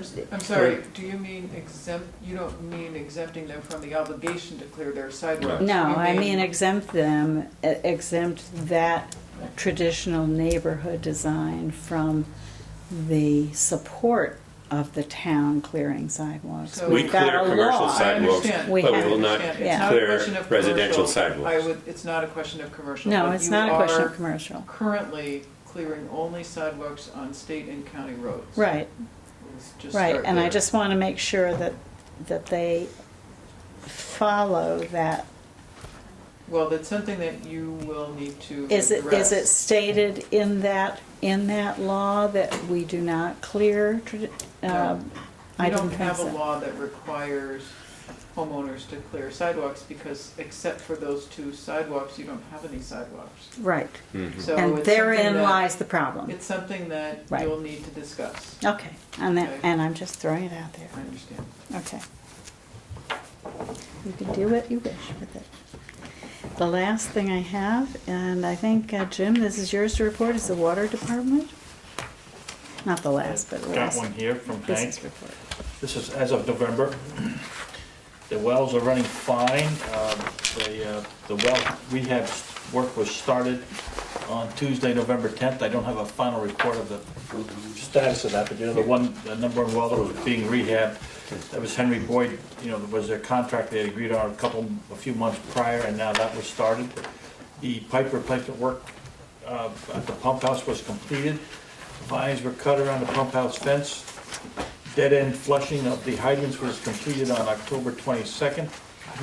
The turbidity water meter needed calibration, and so they got a calibration kit, and that was completed. The water service leak at 10 North Drive was repaired, and the 2016 work items list: brush hog the fence around the pump house, paint the wall inside the pump house, repair hydrant located at 1 Alder, water tank inspection, and right-of-way clearing. Yeah, I guess it's time to have the water tank inspected again. Okay. And that's what's planned at this time for 2016 by the water department. Thank you, Jim. Okay, So, let's say thee. so I don't see anything in there that would lead me to believe that you would be an involved agency as opposed to an interested agency.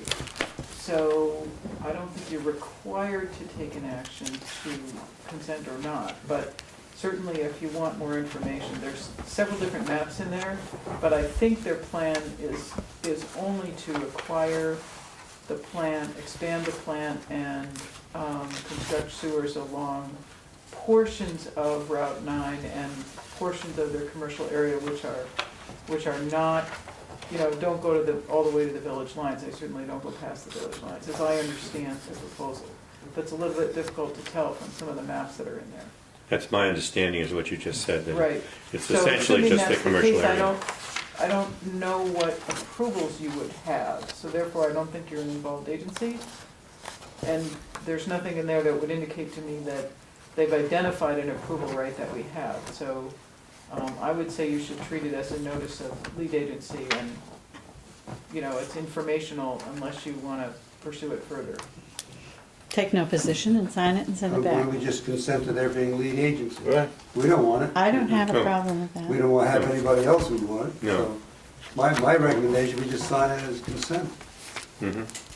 You're really just concerned because It we're the says neighbor, correct? potentially involved, the involved agency. It doesn't say we are. I think it should just be listed as interested agency, right, Mhm. I think. Is that You semantic? sure had an interest in the old, It's in the not old semantics, project. no. Yes, you did. You sure did. Yep. Well, I'm going to make an executive decision here. Good. There you go. Well, it's nice they put us on notice, just who knows, Yeah. 20, 30 years if it gets expanded or something like that, so that keep us informed of what's happening.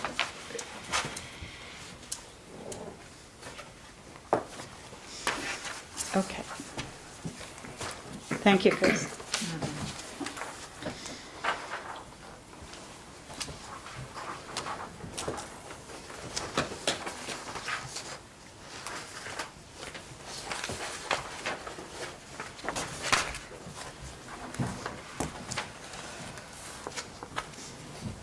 And I'll see them tomorrow, so I'll get that back. Did you want a copy of that, Sue? You probably do, don't you? Okay. Okay, I'll take it, when you finish making a copy, I'll take it over to the meeting tomorrow. Okay.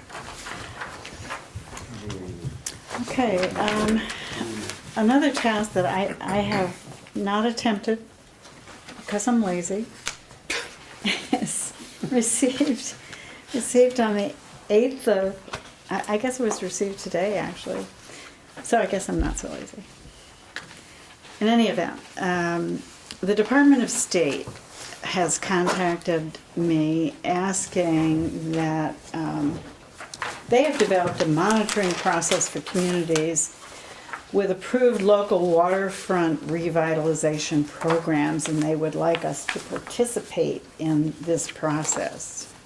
And the purpose of monitoring process is threefold: to strengthen the abilities and capacities of local governments to manage their responsibilities associated with their local waterfront revitalization program, to assist a community in having better understanding of how to apply policies and purposes of their LWRP during specific project reviews and to allow them to make better consistency decisions, and to foster the implementation of the LWRP and its key projects. The thrust of it is there's a conference call between the town of Red Hook that they would like to go over details of the question contained in the attached survey. And I'm going to kick this can down the road and leave it in the inbox of the new supervisor to make this phone call. I'm sure they will wait for you. Okay? Thank you. I did read Thank that. you. and It doesn't sure- make sense for it me make- to answer it. It really doesn't make It sense makes for your me head to hurt. answer. Yeah. Read So, that. thank you. Okay, and lastly, to let you all know that we received today an application for Farmland Protection Program from Donald and Claudia Stickle, Route 9G in Tivoli, for the Purchase of Development Rights Program. And they have 3 parcels on the Potts Farm. They are proposing Farmland Protection Program and applying for funds for same on 3 parcels. And I think most of us know them, and they have named Scenic Hudson as the sponsoring organization. So more to come on that, but just wanted to let you know that there are still farms that are interested in development rights and preserving those. And that's it for me. I don't know what anyone else has. Yes, Chris. I would like to have an attorney-client session with. Oh, attorney-client, right, yes. Does anyone have anything else before we open to public comment? Okay, public comment. Linda? Yeah, just wanted to let you know that our chairman, Nancy Gusky, will be retiring at the end of this month. And during her 8 years of learning on the job, she's done a splendid job. We went over the 14 goals within the forestry management plan, and she achieved everything. And our new chairman will be Kathy Michael. That's great. Can't say enough for her leadership. It's great. Nancy was in this morning, putting the final, getting a signature and getting the next forestry management plan underway. So she's tireless and has been wonderful. And she's very excited about Kathy Michael taking over as chairman. Yeah, yeah. And it sounds like from the plan, the sidewalk plan, you'll have some input on that, which is great. Thank you, Linda. Anything else? Yes. Yes, please. I'm sorry, I didn't have a copy of it. No, I didn't turn anything in. Oh, well, that's why I don't have a copy of it. I thought I might be here. I also just wanted to do a better job with that e-waste information since Great. it's on Panda. First of all, the website, as Brenda mentioned, is redhookchallenge.org, where all these details are. But the charges for e-waste day, which again will be Saturday, January 16th, 8 a.m. to 12:30, same road as the recycle yard. You'll see us. So the cathode ray TVs and cathode ray tube monitors have charges. Less than 27-inch TVs are going to be $20. Greater than 27-inch TVs are going to be $40. And those large, with the wooden console business, are $50. And the monitors, the computer monitors, are $12. So there's lead glass in these things, and the company we're using is very responsible, and it's really hard to recycle these things. So they get no value out of that and have to charge us. TJ is able to take Freon containing devices for $15. It's not usually something you do on an e-waste day, but he wanted to let everyone know. What was that again? Freon. Freon containing Yeah. devices, so air conditioning, Refrigerators. humidifiers, refrigerators of any size. Again, it's not a hazardous waste day, but he also wanted us to note that he will take car batteries. Oh. And to reiterate what Brenda said, you can take smaller than 32-inch TVs to Best Buy for free, but above that they charge. And then anytime a residential homeowner can go to Ulster County Resource Recovery Agency right across the bridge from 8 a.m. to 3 p.m. Monday through Friday and recycle all these things for free. So we're going to get a lot of full carloads. I mean 40,000 pounds or whatever, some huge amount of pounds last year and the year before. Maybe these things are gone from people's basements, but we're not out yet. So that's the scoop. And So Lori, is pickup offered? Is this presupposing people who need pickup can get it or no? So we tried pickup the last couple of years. Mayor Ed went around with some of the students and did that. We haven't offered that this year. Well. And Teresa, yeah, drove around. I think they probably did 10 stops total the last 2 years. It wasn't much last year, was it? So there wasn't a huge demand for it. Okay. We didn't talk about offering it again this year. Okay. But if you take a call, maybe we can work something out. There's some other issues, but it's been a long night, so I'll save it for next month. Okay. Thank you, Lori. Any other public comments? Excuse me. Hearing none, I'd like to move that we go into attorney-client session. But before doing so, thank you all very much for coming in and your attention tonight. I appreciate it. Do we have a second? Is there a second to that? Attorney-client? All in favor? Thank you. All in favor? I bring the habit now.